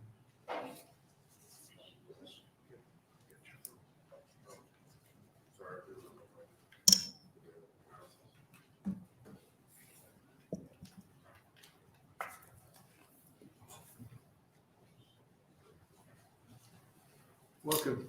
Thank you. Good afternoon. My name is Steve Jensen, Stevejensen. I'm a former planning director for the city of Omaha, and I'm currently Deputy Chief of Staff for Economic Development in Mayor Stothard's office. I'm here today to speak in favor of LB 477. In a little over 30 years, Omaha will run out of room to expand. And like other older American cities, will be faced with paying for increasing costs for services and aging infrastructure maintenance with a fixed and declining property tax base. To avoid this fate, Omaha must start now to revitalize its older neighborhoods and to grow up by reinvesting in its urban core. The Omaha Chamber's Urban Core Committee spent 3 years studying how best to accomplish this critical goal. The committee found that despite spending hundreds of millions of dollars on new freeways and parking between 1963 and 2015, downtown Omaha lost over 20,000 jobs, a loss that adversely impacted neighborhoods in South, Central, and North Omaha. Today, 43,000 parking stalls covering nearly 60% of Omaha's downtown sit vacant half the day. The studies found that the core had the potential to attract 30,000 jobs and 30,000 residents, but required Omaha to spend billions on more parking and tens of millions of dollars a year in public parking subsidies. The parking that would pay virtually no taxes and fill more than 40 square blocks that otherwise would hold over $2 billion in tax-paying development. Further research found that cities that invested in bus and rail transit in their cores significantly outperformed those that invested in cars. So the committee focused on creating a total mobility system that expands transit service and uses thousands of vacant parking stalls. So why a streetcar instead of a bus? First, streetcars decrease the need for parking and preserve land for development. Second, they increase the density and value of development along their route. Third, exhaustive conservative studies show that an Omaha streetcar would more than pay for itself by capturing tax revenue from the increased development and parking revenue it creates. Federal studies show that buses do not do the same thing, and a special bus service would require Metro to either increase taxes or decrease bus service elsewhere in its system.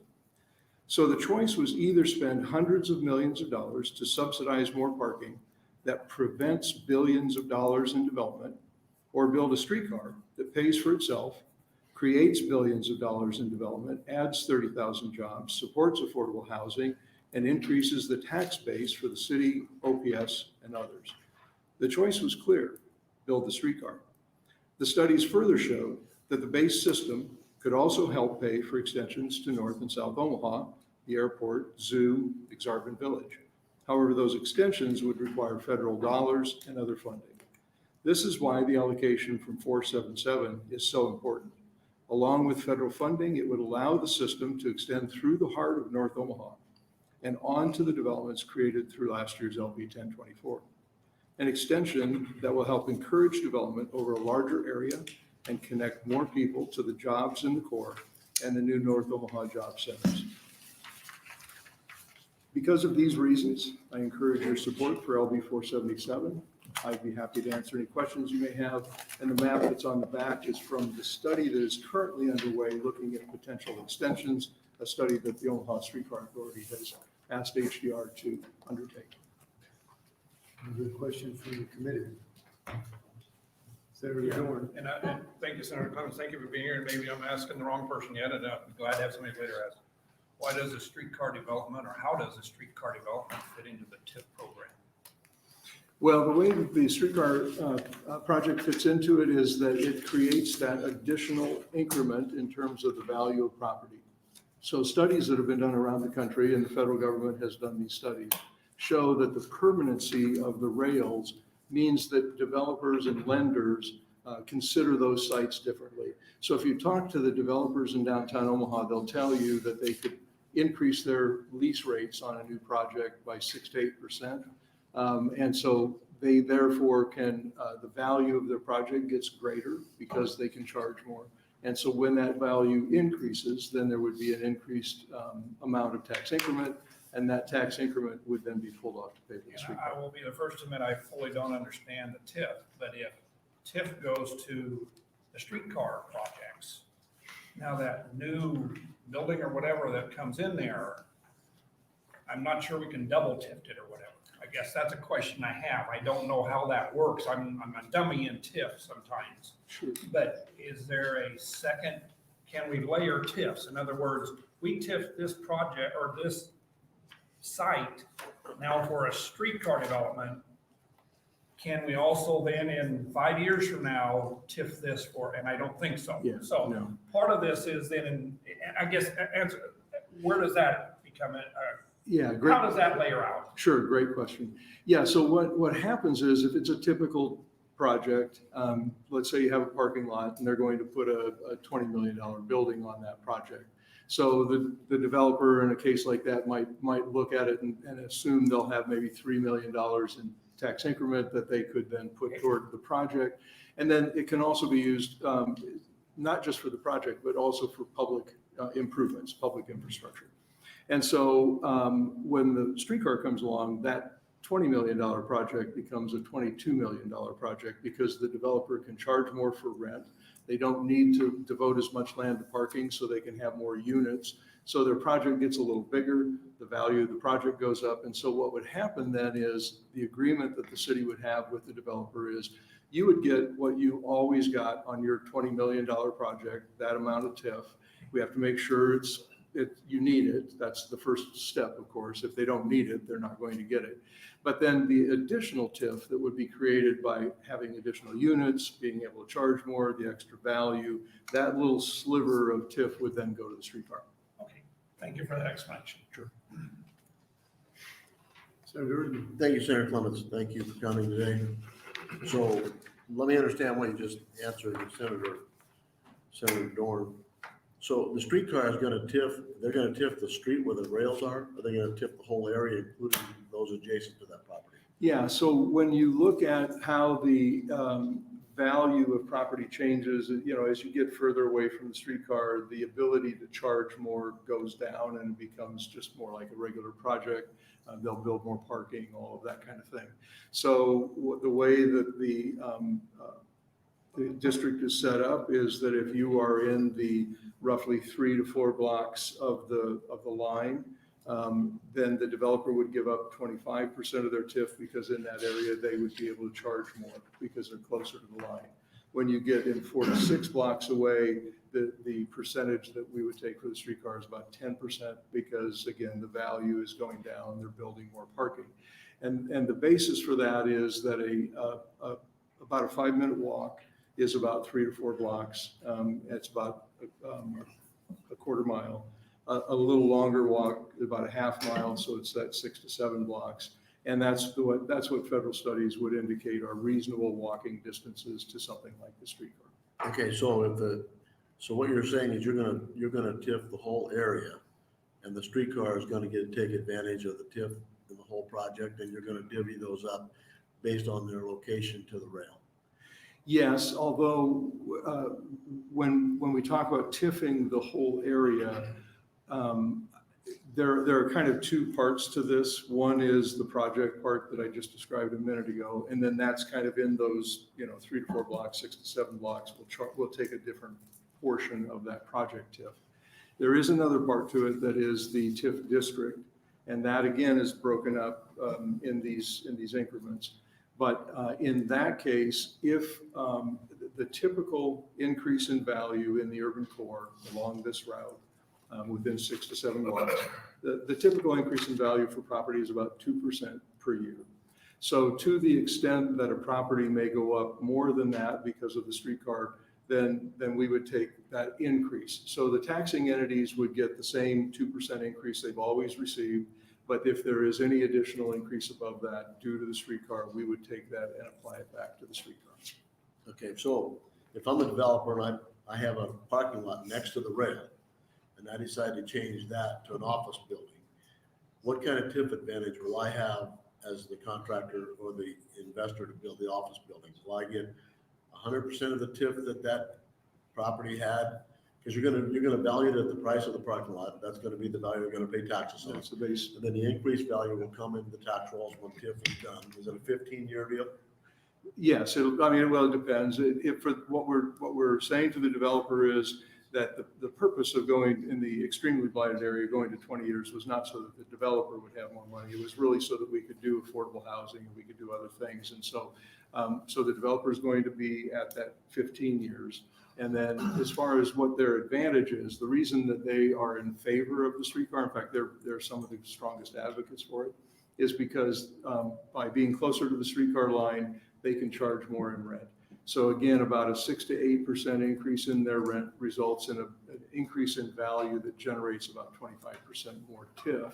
And that's the percentage that we would take for the streetcar when they're right next to the line like that. So is this a self-sustaining streetcar, or are we gonna have someone come back in 2 years and ask for another 100 million? That's a great question. One of the things that we have been very careful about, and part of the reason it has taken us so long to get to this point, is we wanted to make sure that we had a way to do the streetcar where it was self-sustaining.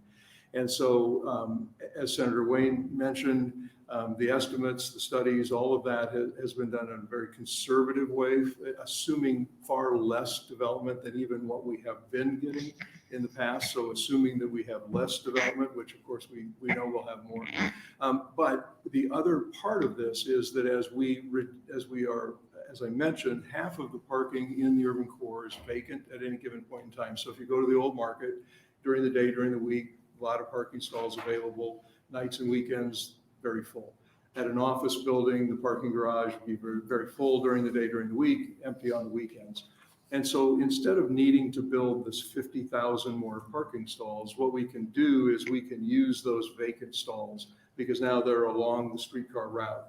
And so by being able to use those vacant stalls, we'll be able to get more revenue from parking, and we'll use that additional revenue from parking to pay for the operation maintenance of the streetcar going forward so it can run for free. So this is gonna be powered by gas, electricity? How's this gonna be? Powered by electricity. And right now we're looking at, is it connected to a power line all the way along the route?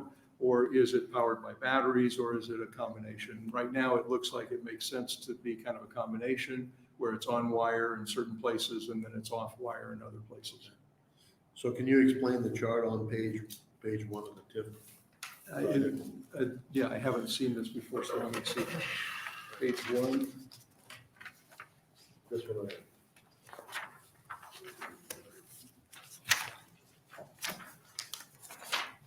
There you go. Oh, okay.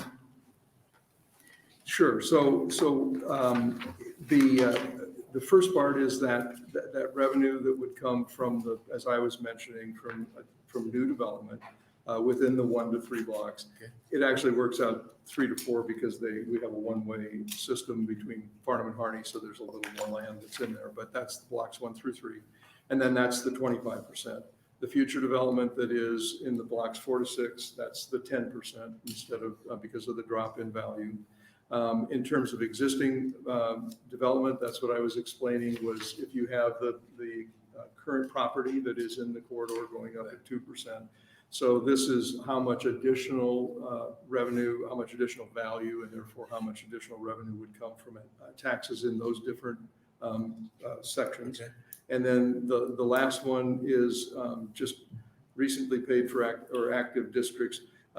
What that's about is if there are projects that were in the, that were already approved over a 15-year time frame, but now fall into the enhanced area, so they can go to 20 years, we could extend that additional 5 years in those cases and then capture that additional 5 years. So that's what that's about. So is there a difference of, say, the top one there outside the EBA? Is there a difference? Is that going to be eligible for TIF also, or is that a different percentage then? The outside the EBA just means it's limited to 15 years. And so the extremely blighted areas allow you to go to 20 years. So they're just, all they're doing there is they're just saying some of the corridor is inside the 20-year and some of it is not inside the 20 years. So they've very carefully broken those up. So the within will be 20 and the outside will be 15. Yeah, that's right. That's right. That's right. Thank you. Thank you, Senator. Thanks for being here today. Sure. Also don't know much about TIF, but pretty interested in it. So if you're saying that they qualify for 20%, and as you stated earlier, it's an empty lot initially, tax assessed at that empty lot, and let's just throw round numbers out, $25,000 value, build a multi-family dwelling on it for affordable housing. And in 20 years, is that now assessed at its value of $750,000, $1.2 million? And what happens to those residents that are supposed to have affordable housing when that tax has now just exponentially skyrocketed? Or is it always going to have a special tax treatment because it's affordable housing? Yeah, great question, and I'm glad you brought up how we're going to handle affordable housing. First of all, in order to have an incentive for affordable housing, we will not, if somebody comes in with a low-income housing tax credit program, for example, where they are building affordable housing and specifically affordable housing, we will not take any of that tax increment to use for the streetcar. And the rationale for that is that the whole purpose of a truly affordable housing project is to keep the rents low. If the rents are low, there is no bump in rent.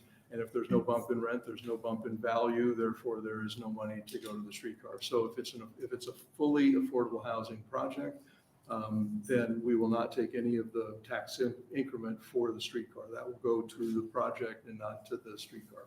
Now, in terms of the tax payments, the whole basis of tax increment is that the developer will be paying taxes.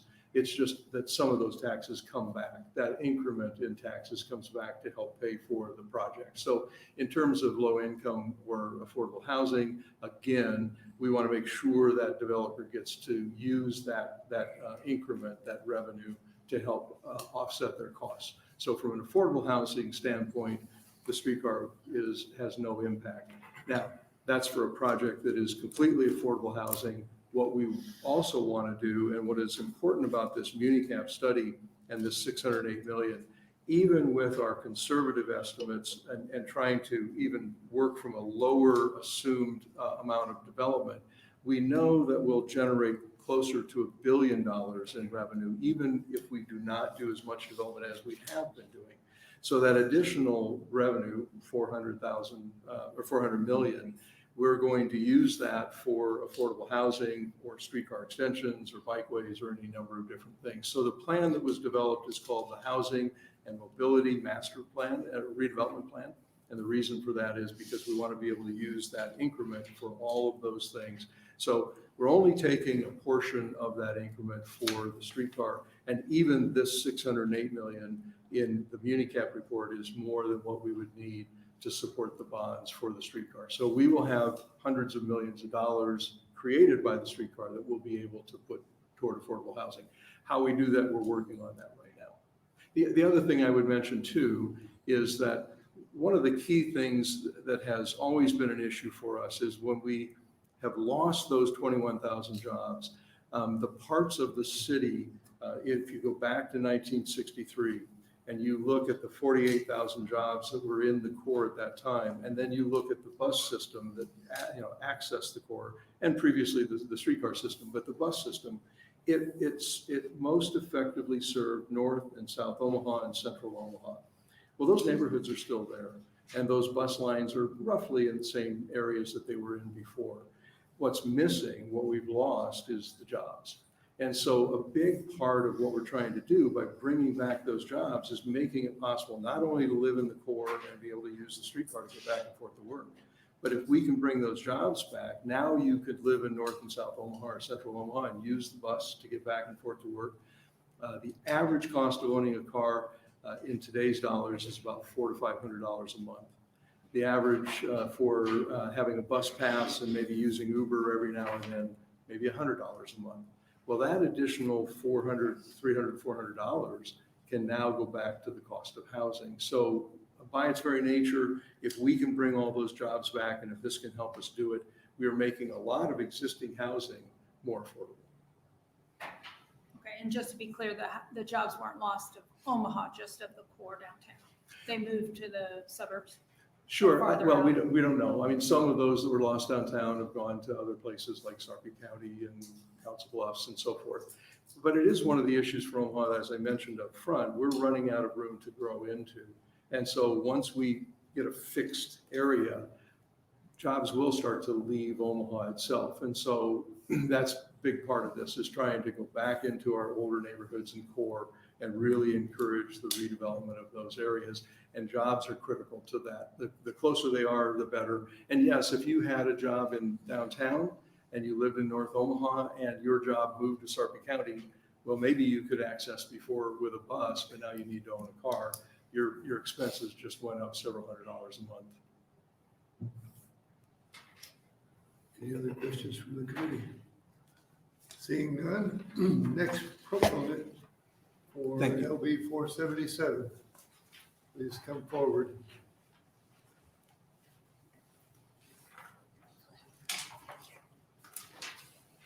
Welcome. Thank you. Good afternoon, Chairman Clements and members of the Appropriation Committee. My name is Jacqueline Morrison, JACQUELYN MORRISON. I currently work for the City of Omaha as a Deputy Chief of Staff for Economic Development for Mayor Gene Stothard. Prior to my current role, I worked at the Nebraska Department of Economic Development. In my role at DED, I led the implementation of the Nebraska Rural Projects Act, a $50 million program dedicated to building rail-served parks across our state, the implementation of the Inland Port Authority Act, $10 million program aimed at increasing intermodal commerce, the Shovel Ready Act, and also the Imagine Nebraska Act, the state's largest tax incentive program. Each of these programs have two things in common. They each focus on adding jobs in our communities and improving infrastructure throughout our state. The Modern Streetcar project in Omaha builds on these tenets, and that it too will add jobs to existing communities and also improve our city's infrastructure, making way for long-lasting growth. One thing this legislature fully embraces is the idea that public infrastructure improvement is crucial to the economic vitality and revitalization of our communities.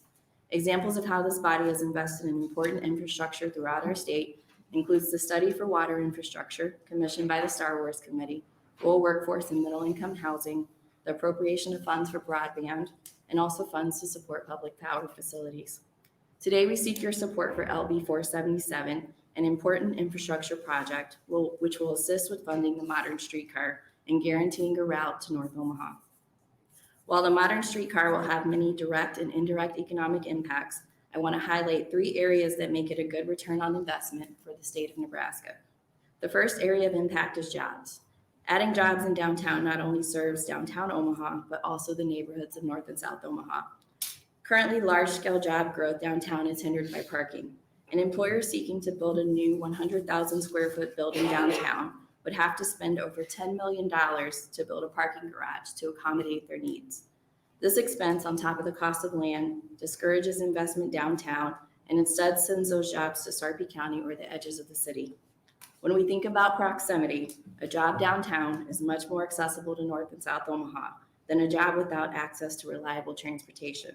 With the streetcar, that same job becomes more affordable for both the employer who wants to build downtown and also the residents of North and South Omaha who can take the streetcar to work.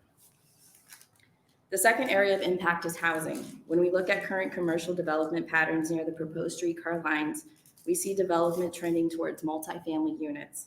The streetcar will undoubtedly continue this trend by making urban living possible without a car. By reducing the need for a car and locating housing where people work, we can increase the amount of money a resident has available to spend on housing, thereby increasing housing affordability. Moreover, decreasing the need for parking also increases the number of developable lots for residential purposes. Based on pure economic principles, when supply increases and demand stays the same, prices will go down. We understand that solving affordable housing will require many approaches, and the streetcar won't do it alone. However, we do believe it is a tool to begin tackling the problem. Finally, the development and success of the streetcar will inevitably improve long-term funding for schools, particularly OPS. Currently, there is a surface parking lot in downtown Omaha located on a full city block that brings in about $59,000 in tax revenue a year. Directly across the street from that lot, with the hotel on it, it brings in $591,000 for the same land area. By utilizing the streetcar to encourage and incentivize investment, we can broaden the tax base and increase revenues for school. While this request is a large ask today, we do believe it is investment in solving many of the problems that the legislature consistently strives to tackle: high unemployment rates, access to jobs, access to affordable housing, and funding for schools. The streetcar will improve each of those issues and align to North Omaha will not only help us connect North Omaha to development downtown, but also take the same development to North Omaha. Thank you for your time. Senator Armendariz. Thank you. Thanks for your testimony today. So you mentioned several acts that you worked on across the state, and their intention was economic development. I'm wondering if you can share with us the new revenue brought to the state per each act that was implemented. I wouldn't have those specific numbers. I could try. Do they have that anywhere?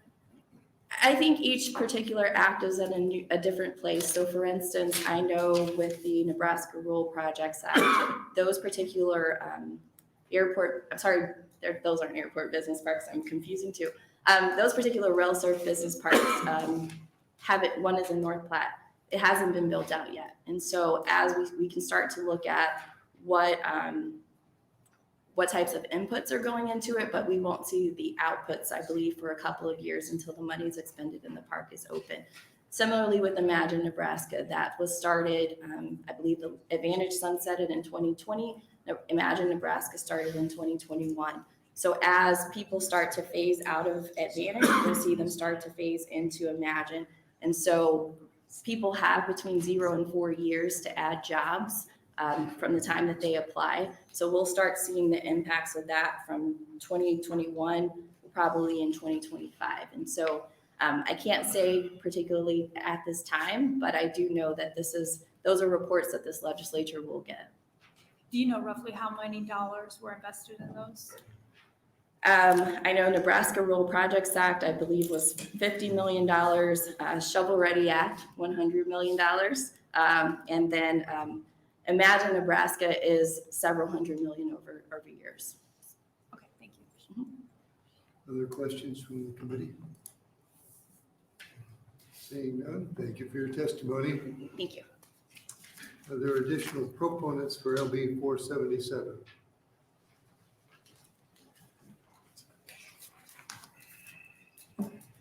Welcome. Chairman Clements, members of the Appropriations Committee. My name is Stephen Osberg, STEPHEN OSBERG. I'm presently Vice President of Project Development for Paul G. Smith Associates in Omaha. Formerly, I was the Senior Director of Transportation and Urban Development for the Greater Omaha Chamber. I'm here today to represent the Omaha Chamber in support of LB 477. And we thank Senator Wayne for bringing the bill to the committee. The Greater Omaha Chamber has long understood that transportation is not an end in itself. Instead, it's a means to much more important ends for our community. It's about providing access to jobs, education, and healthcare. It plays a central role in supporting economic and social mobility. With these goals in mind, the Chamber partnered with the Metropolitan Area Planning Agency, Metro Transit, and a cross-sector group called Metro Smart Cities to launch the development of a new regional transportation strategy in 2019. Over the next 2 years, we heard from more than 8,000 people in building what ultimately became known as the Connect Go Regional Transportation Strategy. A key focus of that strategy was connecting people to jobs wherever else they need to go in a more equitable way. Broadly speaking, there are 2 ways to improve transportation: make it easier to get from point A to point B, or create an environment where points A and B are closer to each other, where trips are shorter and it's easier to get where you need to go in that way.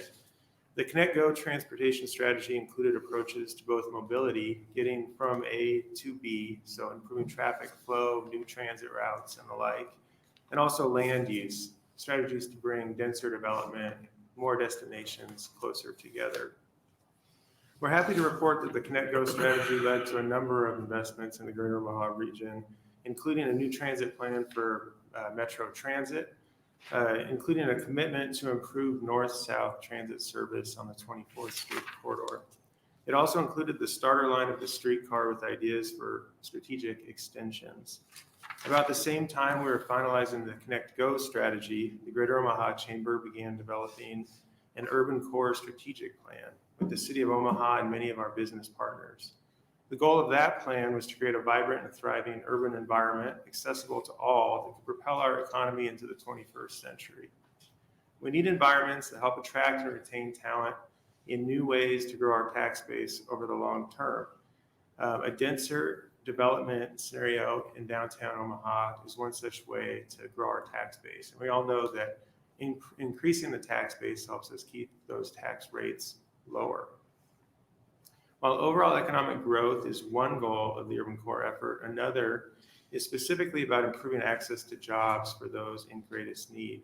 For years, the areas of greatest job growth in the Omaha metro area have been in the western part of the city or southwestern part of the metro area. And the areas of greatest concentrations of people, of unemployed people or underemployed people, have been in East Omaha. So how do you connect the people to those jobs? Well, as I said before, you can either make it easier to get from point A to point B, right? But East Omaha, it's a long trip to anywhere in the western part of the metro area, no matter what mode you're using, whether driving or using public transit. Or you can bring points A and B closer together. And that can mean bringing more affordable housing options to where the job growths are in the suburbs, or bringing more jobs to the urban core, where people, as Jacqueline said, can more easily access those jobs from North and South Omaha via whatever mode of transportation they choose to use. The latter option, rebalancing job growth, is precisely the goal of the urban core plan. We intend to build more densely in the core using a streetcar system as one of several tools. Investment in the urban core, including projects related to construction of the streetcar, are already coming to fruition. Of course, north-south connectivity to, from, and within the urban core are crucial to realizing the goals of the plan. We're excited to see Metro Transit continue to strengthen north-south service along the 24th Street corridor, which is another project worthy of investment. And we appreciate Senator Wayne's attempt to extend economic growth north and south from the streetcar starter line on Farnham Street with a north-south extension. These are important steps for the well-being of all of Omaha's businesses and residents. And thank you for your consideration. I'll take any questions if you have them. Any questions from the committee? Seeing none, thank you for your testimony. Are there additional proponents for LB 477? Seeing none, are there opponents on LB 477? Seeing none, anyone here in the neutral capacity? Seeing none. Senator Wayne, you're welcome to close. Thank you, and I will be brief. First, I think only Senator Erman, Senator Vargas, Senator Wishart, and McDonald will recall the first year we were all here. I became urban affairs chair because I absolutely hated the abuse of TIF. And that's what I literally ran on. We were going to ring in TIF. And 2 years later, we actually had a massive TIF overhaul where we did ring in how things were done. And then a year after that, we passed Extremely Blighted that went to a vote of the people. And so TIF has been very important to me. And so the simple explanation for those who don't know how TIF really works is if you're paying $100, and I'm just going to say generally in property tax, and you're going to do a project which would increase that to $120 in property tax, that $20 difference is the tax increment financing. And so you go out, typically get a loan from a bank for that $20. And as you hit your valuation of that 120, that $20 gets paid back off to the bank to pay for that. So it's kind of an upfront use. It really isn't a grant or a free-for-all because you have to pay it back. So if you'll recall last year when this plan was announced, I was pretty upset on the floor of how the city was using TIF. And part of it was from my perspective, we had to figure out a way to make TIF work for everybody. And so the bill that's in urban affairs, the amendment that's in urban affairs, Senator McKinney has a bill that the city doesn't like. Because one of the things it does, it requires a 30-year look back on all TIF. That after 30 years, you should be able to determine whether TIF has actually worked and is not blighted or not. Well, part of that is an amendment we're working on to set up a structure that because of the projected economic growth, there's going to be so much extra dollars, if you want to call it in TIF, which it really isn't, but we'll just say for simple terms in TIF, that we want to make sure that goes to affordable housing. We recognize that along the line, property values are going to go up. So we want to make a number around 30% where it still has to be affordable housing along that line. But then outside of that line, in any extremely blighted area or any blighted area, we're going to encourage the city, this fund, I'll say for lack of a term, to do affordable housing around single family homes, condos, stuff that builds equity. We are not trying to create more landlords. We're trying to build equity. And so that bill will be coming up. To your question around, well, on the fiscal note, it'll say it's unconstitutional. Let me just clear that up right now. My amendment addresses that when we, you know how bill drafting has been this year. And so it was either drop the bill going to the Omaha Transit Authority, which we can't give money directly to them, or maybe not get it back in time. So I have it going directly to the city. Even if there's a question about that, we could run it through DED, Department of Natural Resources. I don't care, but where that goes. To your question about the rail spur at the inland port, I was the author of the inland port and a co-sponsor of the rail spur. The rail spur had $30 million, of which Hershey, which is right outside North Platte, got. They are doing a lot of development right now and recruiting a lot of businesses. The inland port had a $5 million, which was passed by this legislature 47-0. And right now, as of last week, only Fremont and Hershey have been designated as an inland port. So to Mrs. Morrison's point, we haven't seen it all yet because we're still in the development stages. But what's happening in Fremont right now between railroads and businesses who are looking at the inland port, they're looking to have an economic explosion, I would call it, over the next 5 years because there's talks about doing a new yard there or a modified yard there for inland port, same as Hershey's. So both of those are taken off. So I dealt with the constitutional issue. I understand that there's some, there might be a little bit of concern about the level of investment. He didn't answer your question because you didn't ask him, but I believe the overall build out is 2026. 2026, you had asked me that.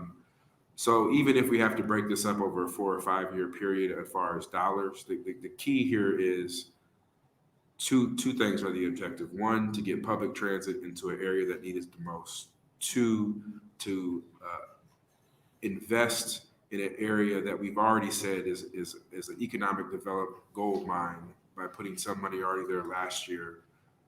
And I guess the third thing is to create a sustainable, affordable housing solution Because every year we're down here, we are talking about affordable housing, and the state just cannot continue to pick up that tab.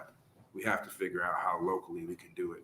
And we came up with a way for Omaha to be able to do that, to where honestly, if they come down and ask for affordable housing, I will come down and testify against it if we can pull this off. Because I truly believe this creates that sustainability forever. Any questions from the committee?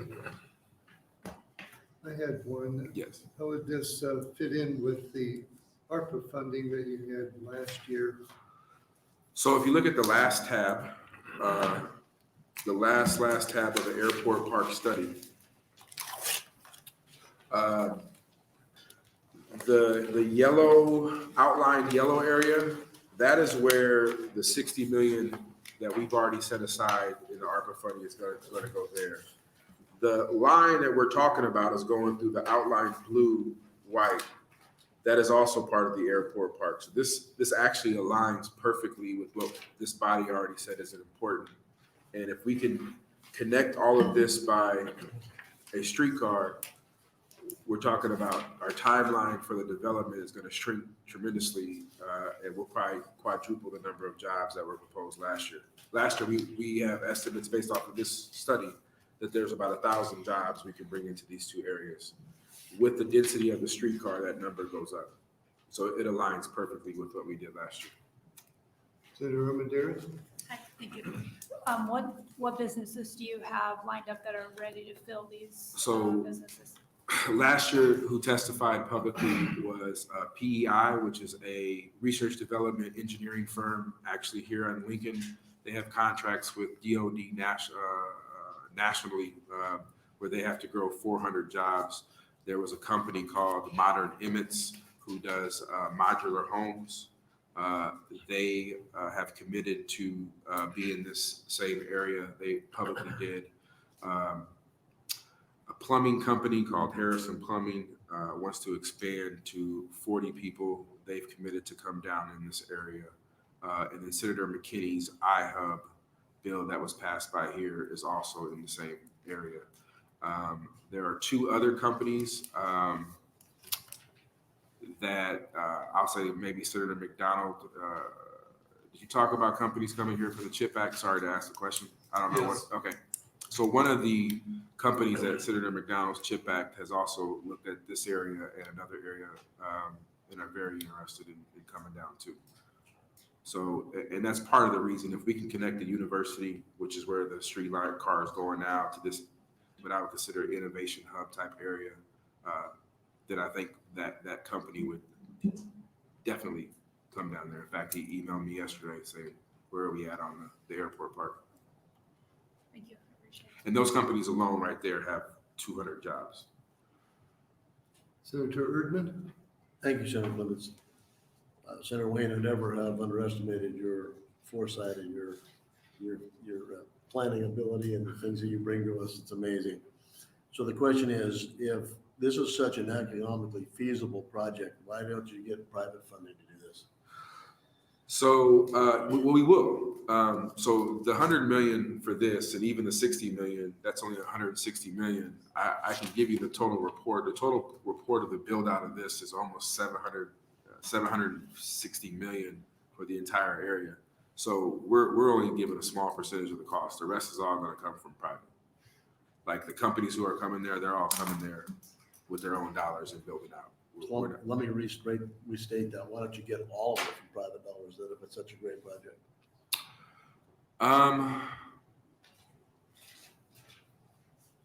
We probably could, but this is an area that's been neglected. So part of it's just basic infrastructure. The city has committed to put in, help use some sewer bonds and some other things to help do the infrastructure. As Senator Armendariz said, that this area has flooded. So there's some basic infrastructure costs that we have to just get done, which is where this money would go. Well, not the previous money's going. This money would go to the streetcar. Okay. Thank you. Any other questions from the committee? Seeing none? I thought you had one more for me, Chairman. Thank you so much. Thank you. We have Position comments for the record. No proponents or opponents. And that concludes LB 477. We will now open the hearing for LB 551, Senator John Cavanaugh. Welcome, Senator. Good afternoon, Chairman Clements and members of the Appropriations Committee. My name is John Cavanaugh, John-Cavanaugh, and I represent the 9th Legislative District in Midtown Omaha. I'm here today introducing LB 551, which would appropriate $10 million per year for the Douglas County Health Center. The Douglas County Health Center offers critical medical care for memory support, rehabilitation and transitional care, and hospice care for Nebraskans. DCHC employs 350 staff and is one of the largest nursing facilities in the state with 254 beds. The DCHC budget is $35 million per year and subsidized by Douglas County property taxpayers. DCHC is known for its ability to provide quality long-term care to residents with severe behaviors in addition to their comorbidities or memory care needs. The referrals originate from acute care hospitals, acute psych hospitals, psychiatric inpatient rehab facilities, the state, among other sources. DCHC is often the place of last resort for those residents. The residents accepted are typically not accepted by other facilities. These individuals who receive care at DCHC typically do not have another place to go. These individuals typically do not have another place to receive care, and DCHC offers a safety net for this vulnerable population. The resident care at DCHC is intensive. Cares and therapy for residents is more labor intensive, takes longer, and is more complicated. So why should the state assist in paying for the care of these Nebraskans, and why now? As we've seen across the state, many nursing facilities and long-term care facilities have closed. DCHC provides critical care to Nebraskans with nowhere else to go. This is a worthwhile investment in our state to pursue to ensure the critical care facility is available to Nebraskans. Thank you for your attention, and I'd be happy to answer any questions. Other questions from the committee? Senator Armendariz? Thank you, Senator. Thank you for being here, Senator. Can you tell me if the beds are full? Actually, I think we have a commissioner from the county might be able to answer the day-to-day, maybe more of those day-to-day questions, but my impression is that it's very heavily utilized. Okay, because I was just talking to somebody today saying that there are nursing facilities that will reject folks that you're describing here, that the hospital takes. So I'm wondering if they're full or if they're, so somebody testified yesterday saying that there are people on waiting lists sitting in hospital beds. Why wouldn't they be transferred to this facility? Oh, I see your question. My understanding, again, I think Commissioner behind me might be better served to answer it, but yeah, the reason they would not be taken is because there just wouldn't be space for them at the time. Okay, that's what I'm wondering, if it's just overcapacity or underfunded. I think or maybe, understaffed. Yeah, it might be a little bit of both, yeah. Okay. Right. Senator Erdman? Thank you, Senator Clements. Senator Cavanaugh, have you seen the fiscal note on this? I did. I think I have it right in front of me. The last two paragraphs there, can you elaborate or explain what that has written? LB 551 does not constitute a legal appropriation. And then the next one down, can you explain what that means? As written, LB 551 does not constitute a legal appropriation, simply identifies intent. If the bill is amended to provide for legal appropriation, the general fund appropriation $10 million. I think what they're saying is that the draft doesn't make it clear that we're appropriating that money. And so we probably need to clarify that in terms of the drafting. So is this an ongoing every year contribution? The intention of the bill as drafted would be to appropriate $10 million a year, yes. But as you know, we can't tell the future legislature what to do. Yeah, so it'll be a 2-year distribution. That's correct. As far as we can appropriate. Thank you. Any other questions? And let me consult with the fiscal analyst. You're confirming that amendment if you needed to make an appropriation. Okay.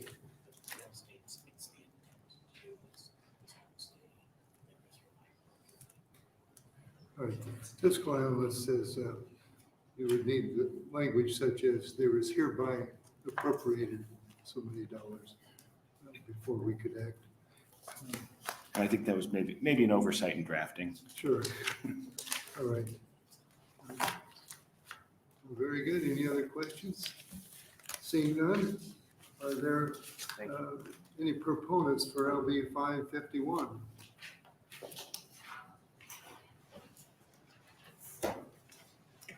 Welcome. Thank you.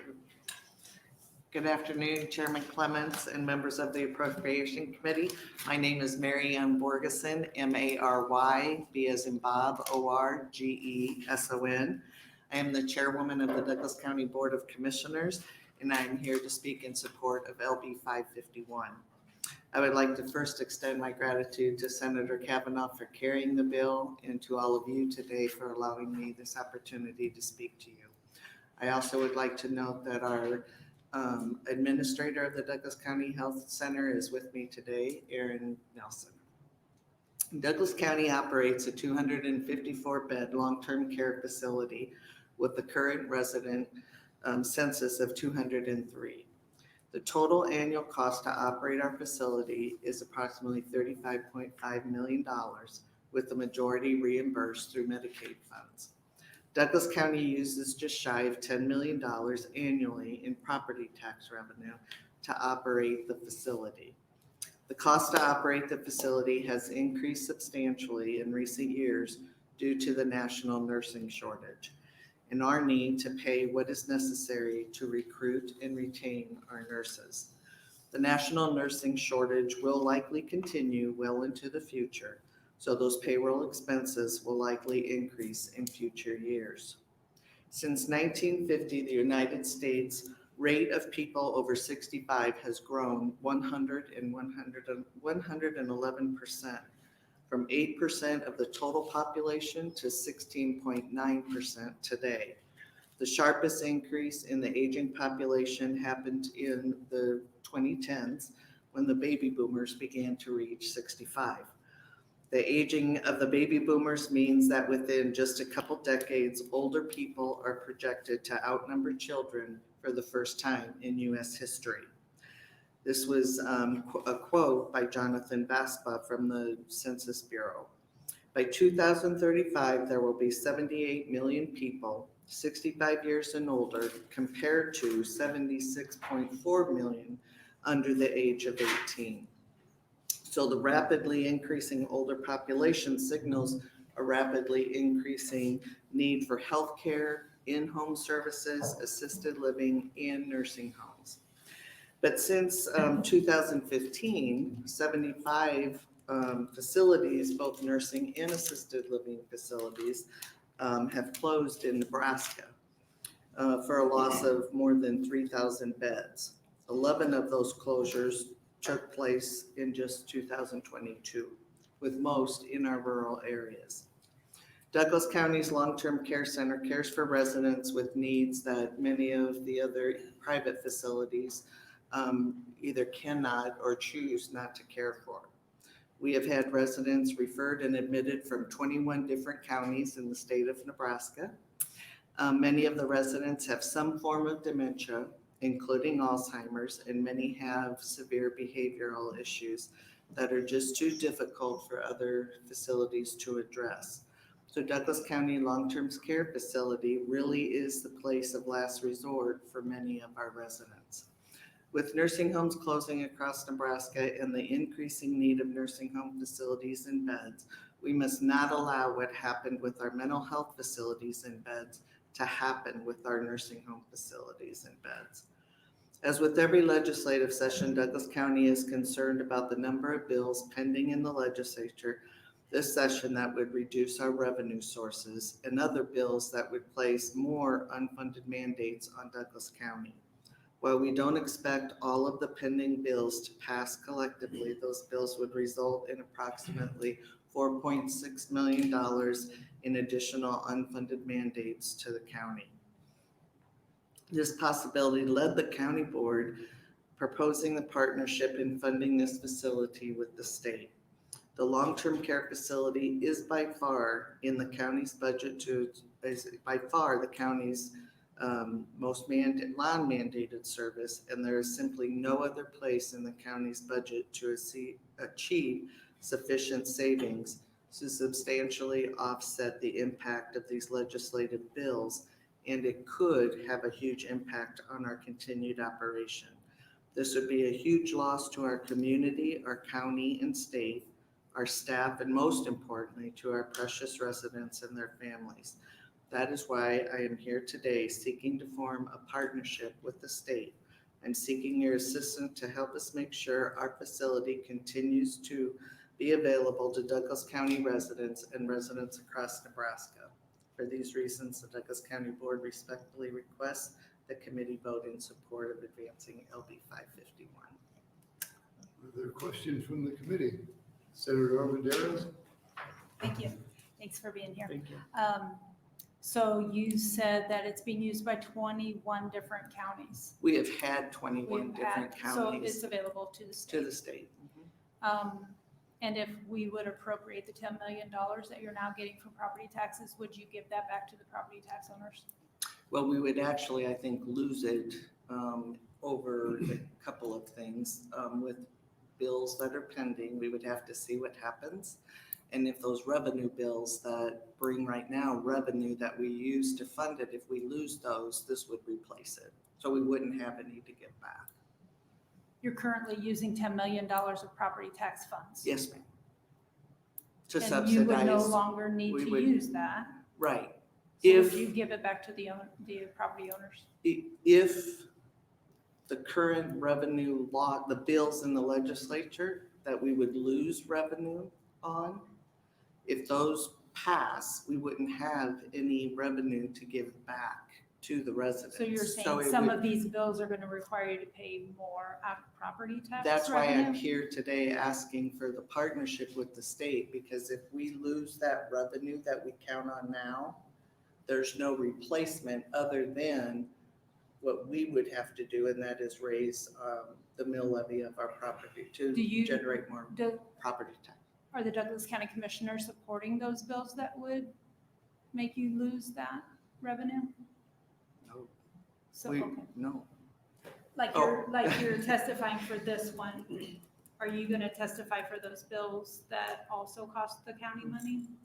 We would probably oppose the bills where we would lose the revenue, Okay. not support those. Thank you. Senator Dover?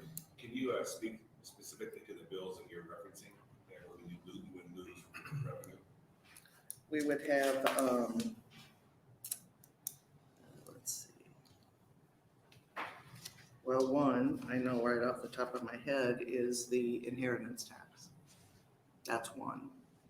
And then the other one, I left it in my folder back there, but the other one would be, those two bills total about 28 million that we would lose in revenue if it was the inheritance tax and the other bill. But how much of that money do you actually, I mean, you're obviously not taking all of that money, the county uses it a lot of different ways. What percentage loss is that of the total? We use about 10 million of that revenue that we get from those sources to help fund our health center. Are you saying that the inheritance tax is directed to you then? Yes, we get inheritance tax funding, and we use it to help fund our health center, to help fund our health department. And so if we lose that, the only other source of revenue we have as counties to generate revenue are property taxes. So we would have to raise our mill levy in order to make up that loss. So that's what generated the conversation to say, maybe we could form a partnership with the state to help us keep this. It is a non-mandated service. We don't have to do this, and we've had counties across the state not continue to keep their facilities open because of that. But we see this as such an important service to Douglas County and to the state, because we are called upon by the state to help have residents have some place to live. No, I just, for clarification, I think you actually answered me, but I just want to make sure. So I understand the inheritance tax goes to the county. Right. Is the inheritance tax specifically in Douglas County designated to your facilities? Some of it, yes, we use for our facility, yes. Because otherwise it would be property taxes, direct property taxes. Yes, correct. Thank you, Senator Clements. Thank you for coming today. What did your county do with your ARPA money you received? So the first half that we received, we used to update many of our facilities that we found problems with during ARPA. So we run 6 24/7 operations. So a lot of the air handling stuff we replaced. And then we focused on mental health issues. We focused on the needs within each community, within each district.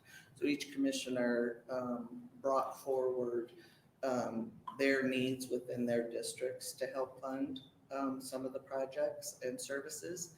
Our second 55 million, we have all agreed to look at specifically the mental health issues surrounding our correction facility and our current mental health facility that we operate, and see how we would be able to utilize that and have them work more cooperatively together, because the mental health issues that we have in our jails, not us, but across the state and across this country, has really worn counties down on how to provide those services. So that's what our second half of the money is going to be used for. Appreciate it. Thank you. And I'm actually very excited about that project. So. Senator DeBoer. Thank you, Senator Clements. Thank you for being here. Maybe just to make sure I heard you right, your budget currently for your facility there is 35 million a year, and about 10 million of that you fund with inheritance money. Well, inheritance and property. So some years when we're putting the budget together, it depends on what's available for us to be able to utilize. So 35 million, then the clients or the patients pay, or Medicare picks up a good share of that. Medicaid picks up the majority of our. And this would be the loss in that facility, the 10 million. Correct. That if you wouldn't fund it, it wouldn't be funded. Right. Okay. Thank you. And, just lastly, I mean, I can sit here and tell you not only how wonderful the facility is and the need and the dedicated staff and amazing staff we have, but I would welcome all of you to come and take a tour, because you don't know the high utilization, the high needs that our residents, who this is their home, this is where they live. And we have such amazing staff that work very hard every single day, and I would love to show all of you, and if you would be willing to come and take a tour someday, we'd welcome you. Other questions? I had a question. If the current inheritance tax bill passes, will that reduce your inheritance tax? Yes, and I don't know the exact percentage, but there's the one that it was over time you guys did a year or so ago that would reduce the inheritance tax. It'll fade it out basically, and then there's one to just do away with the inheritance tax. So either way, our share of the inheritance tax ultimately will be reduced. My understanding, there's only one bill this year that would put it as a vote of the people. And the legislature would not change any of the rates. Correct. But it would be on the ballot in November of 24. Correct. It would wipe it out. All right, just wanted to clarify that. The legislature would not be changing any rates. It would be a vote of the people, depending on what that happens. Any other questions? Seeing none? Are there proponents for LB 551?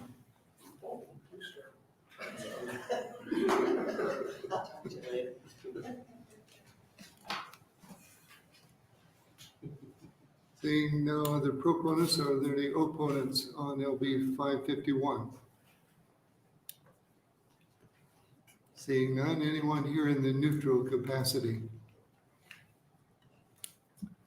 Seeing none, you're welcome to close, Senator. Thank you, Chairman, and thank you, Appropriations Committee, for your attention on a Friday afternoon. I'll try and be as quick as possible. I appreciate Commissioner Borgeson for being here on this bill. This is, I don't want it to get lost in the fact, so this facility exists, and it is a facility of last resort for a lot of folks. It's paid for partly out of Medicaid for people who are there, but Medicaid doesn't cover all the costs. And so the county picks up the remainder. And that comes out of general county funds. General county funds are made up from property taxes and inheritance taxes are part of that. And so I think what's important is and they're serving they've served people from 21 different counties in the state of Nebraska. So this is not just about people in Douglas County. This is about people from all over Nebraska as a place of last resort. And if the county loses certain sources of income that we're talking about, whether on the ballot initiative or not, they may have to make tough decisions about whether they keep funding facilities like this because they're not required to do so. And so that's kind of the conversation we're having here is the state willing to help pick up some of this cost going forward to make sure that this essential service continues? Obviously, if those things don't come to happen and we do decide to partner with the county, to Senator Armendariz' question, I would imagine our county board in Douglas County, I think, is very responsive to taxpayers. And if the state were to come and step in and help out and they didn't lose these other funding sources, I would bet you they'd have a very robust conversation about whether or not to take that opportunity to lower levies. I'm not going to speak for them, but I would think that would be something they would certainly entertain. But I'm happy to take any other questions. Senator Wisher. I may have missed this, Senator Cavanaugh, so please just correct me if I do, but I'm sure you've read the fiscal note. As noted, we don't make direct appropriations to municipalities or we go through agencies. So is it the Department of Health and Human Services that you would be supporting in terms of this funding going through? That would make sense, I think, as an agency for it to go through. I guess I'm agnostic about exactly how we would do that. I believe that would be the proper route to go with it, yes. I trust the wisdom of this committee. Are there any other questions from the committee? Seeing none, thank you, Senator Cavanaugh. Thank you. Have a good weekend, everybody. We have position comments for the record. We have 2 proponents, no opponents, no neutral. That concludes LB 551, and we will open the hearing for LB 578. Welcome, Senator DeBoer. I'm so happy to be back with you here again today. So hello all. So good afternoon, Chair Clements, members of the Appropriations Committee. My name is Wendy DeBoer, W-E-N-D-Y-D-E-B-O-E-R, and I represent District 10 in Northwest Omaha. I'm here today to introduce to you LB 578. LB 578 is a bill about accountability and oversight. It requires the state auditor to audit all state agencies that were appropriated federal funding from the American Rescue Plan Act passed by U.S. Congress in 2021. Nebraska received $1.04 billion of state relief funds, which were then allocated through LB 1014, the good work of this committee, and a few other bills. Thanks for all of that work. Those of you who were here, I remember how much of a toll that was on all of you. LB 578 seeks to audit the state agencies that received those funds to ensure that they were distributed correctly in accordance with the Treasury guidance. As you all know, if funds are not distributed correctly, then they would be subject to recapture. So LB 578 would also help us get to the bottom of any discrepancy between fund allocation to state agencies and the ultimate distribution of funds to the intended recipients. There have been some issues raised about distribution of funds allocated, including to the Department of Health and Human Services for distribution. Some of you know that I came before you last year and asked for a distribution to the food banks of Nebraska to help offset the increased cost for food across Nebraska. This committee included that within LB 1014, but as of this week, There has still not been a dollar that has gone out. Now, I understand that in the last day or two, there has been some approval of the first rounds of payment. I do not know if that has anything to do with this meeting or not, but here it is. So there probably will be going out, I understand, in the next couple of weeks. So this was a program which started in October. Those funds won't go out until March. The audit could help shed light as to why this is happening, why others are not seeing distribution. I do not think it is limited to this situation. So as noted in the fiscal note, I've had good discussion with the auditor's office, and I'm excited to continue working with them to be sure Nebraska is responsibly paying taxpayer dollars.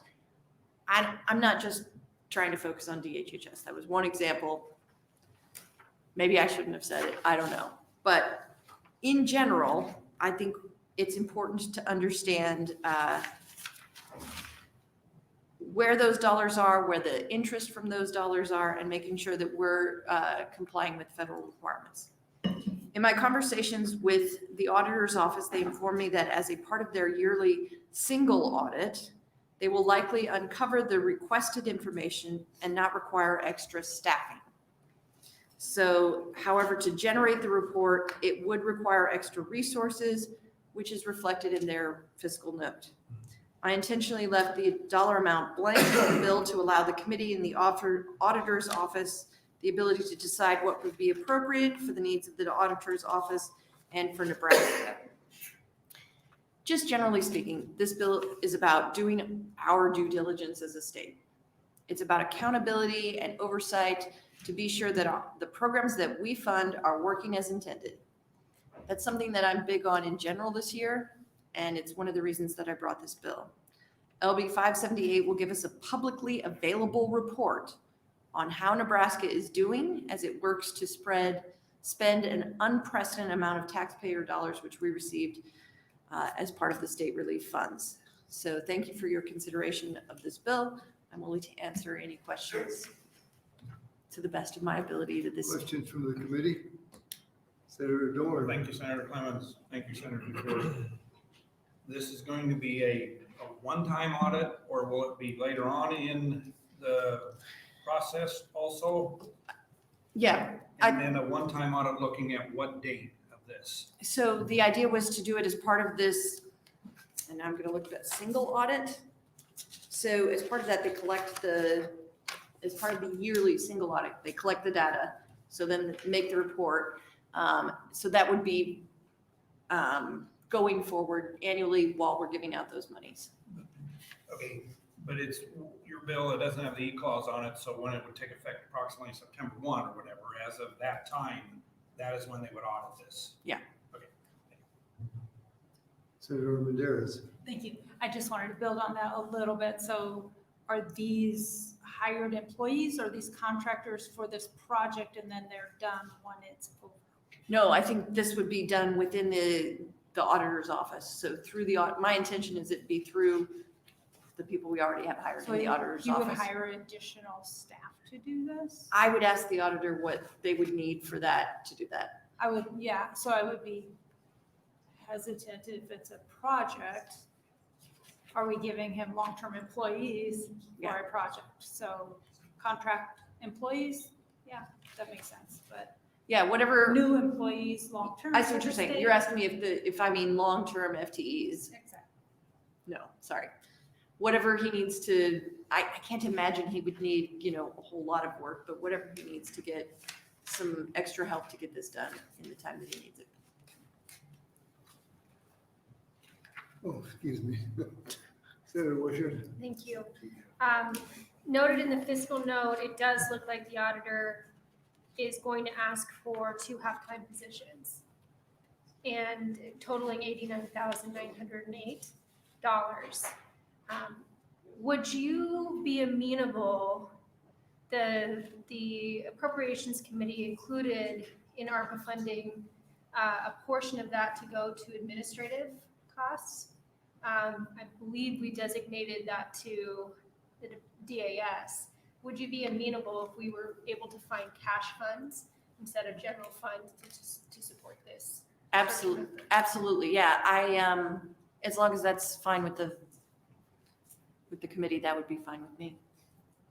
And then one follow-up question, timing wise, you're anticipating that there would be an audit every year, starting this year in the fall of ARPA funds? Correct. Okay. Other questions, Senator Dilbert? It'd be until 2026, right? Correct. Thank you. Senator Vargas? Thank you, Senator DeBoer. I guess along the same lines, it would be helpful that we get legislative intent language in regards to many of those things. It'll be done every single year. A little bit on the scope of the audit, a little bit would be helpful because I think what you brought up as an example, which is concerning, that funds that were awarded and submitted, it took this long to get reimbursed, I think is what my understanding is from the food bank. It's not. That's correct. That's a bit of a long process.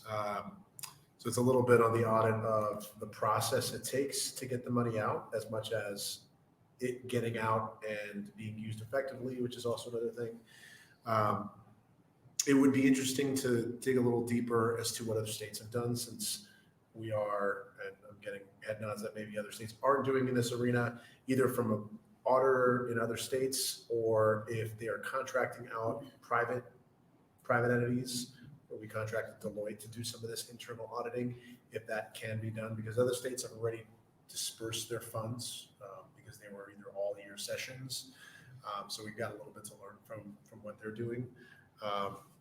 And if you're also open it to just be, it doesn't have to be that they hire what it looks like full-time people, but that they can contract out basically to whatever they need to. If you're open to that, you get to work on that too. The answer is absolutely to all of those questions. What I would like to do is I would like to have some accountability. I'd like to know where the funds are going, how the funds are going, what's happening to the interest. And I would like to have a report that we can all look at that tells us that, including state senators who can go and look at that and see how it's all coming, because of course, part of that is our responsibility to make sure, one, there's not clawbacks and other things like that. So I would like to know what's happening with that. How to do that, you probably have more expertise here in this committee than I do on that. All right. Other questions from the committee? Seeing none. I'm gonna have to waive close. I gotta get back to judiciary. Very good, thank you. Are there proponents for LB 578?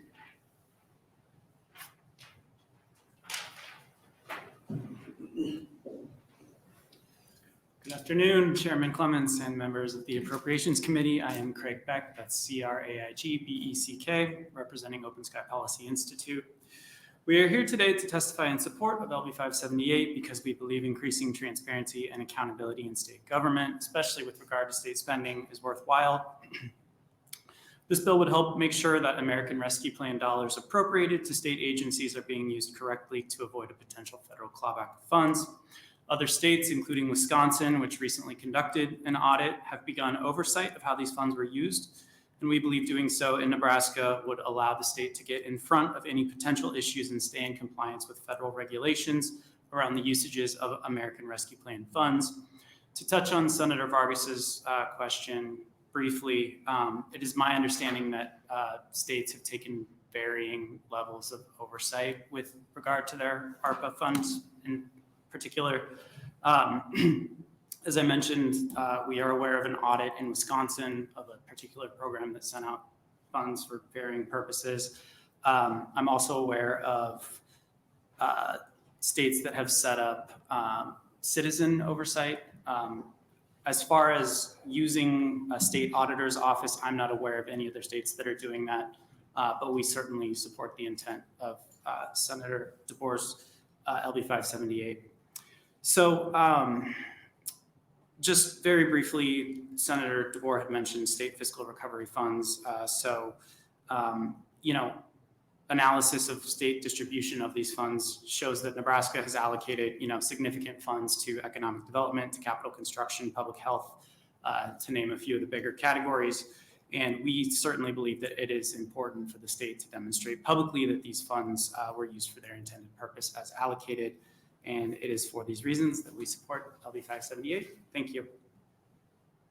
Other questions from the committee? Seeing none, thank you for your testimony. Are there other proponents for LB 578? Welcome, and thank you for sitting here so long to wait for your turn. Thank you. Thank you, Chair Clements, committee members. I'm Melissa Philippi, Melissafilippi. I am here to testify in support of LB 578 on behalf of the Nonprofit Association of the Midlands. NAM, Nonprofit Association Midlands, is a nonprofit association with more than 780 organization members dedicated to strengthening the collective voice, leadership, and capacity of nonprofit organizations that enrich the quality of community life throughout our state. In the summer and fall of 2021, NAM organized roundtable discussions inviting community and business leaders, subject matter experts, and nonprofit leaders all across the state to work on prioritizing the post-COVID needs of Nebraskans as the American Rescue Plan Act was passed by Congress. NAM's goal in these meetings was to clarify and boil down priorities and make real-life recommendations to the Nebraska Legislature as this body made decisions on how to distribute the over $1 billion through the state and local fiscal recovery funds provision in federal legislation. With input from hundreds of Nebraskans, NAM testified before this committee several times over the course of the past 2 years, promoting recommendations, and this committee did fund many of those proposals as they were introduced by state senators. We want to thank those of you that were part of the decision-making process during the 2022 legislative session. The guidelines provided for the distribution of these dollars is rigorous, and it's important that they are followed, and that if dollars cannot be spent under those guidelines, that they are returned to the state to be reallocated to the many entities and programs that do qualify and support the objectives of the original legislation. And because there is an end date of 2026, we only have a short window to make these decisions. An audit by the State Auditor's Office is the clearest and most expedient way to make this happen. And I'm here today to voice NAM's support of LB 578. The American Rescue Plan Act was a once-in-a-lifetime, if not longer, opportunity to revive, rebuild, and rejuvenate our communities and our citizens after a pandemic never seen before in recent history. It's vital to ensure that these funds were and are allocated correctly. An audit would identify if funds need to be reallocated before the dollars have to be given back to the federal government. We need to be good stewards of these funds to help Nebraskans as the recovery continues and ensure the public trust. Thank you all for your service, and I'm happy to answer any questions if I can. Are there questions from the committee? Seeing none, thank you for your testimony. Are there other proponents for LB 578? Is there anyone here in opposition of LB 578? Anyone in the neutral capacity? Seeing none. Do you have any comments? We have no comments. That concludes the hearing for LB 578. And we will now open the hearing for LB 598. Chairman Clements.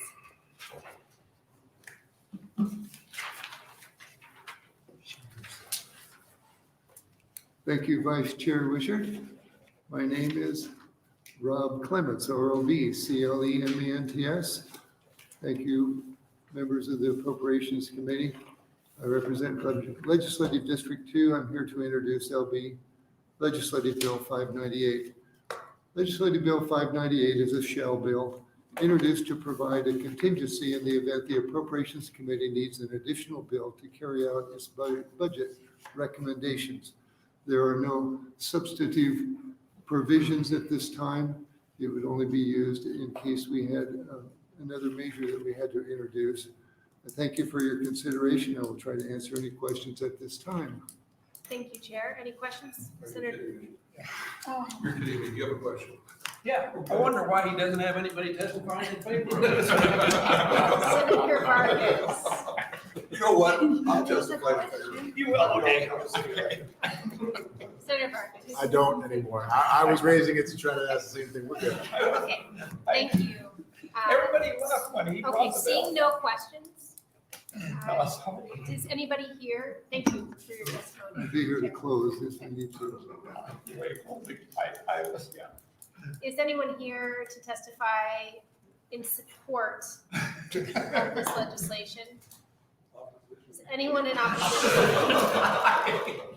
Anyone in the Too bad neutral? Urban isn't here. You can be neutral. Seeing none, we have no letters for the record, and the chair waives closing. That closes the hearing for LB 598 in our hearings for today. Thank you.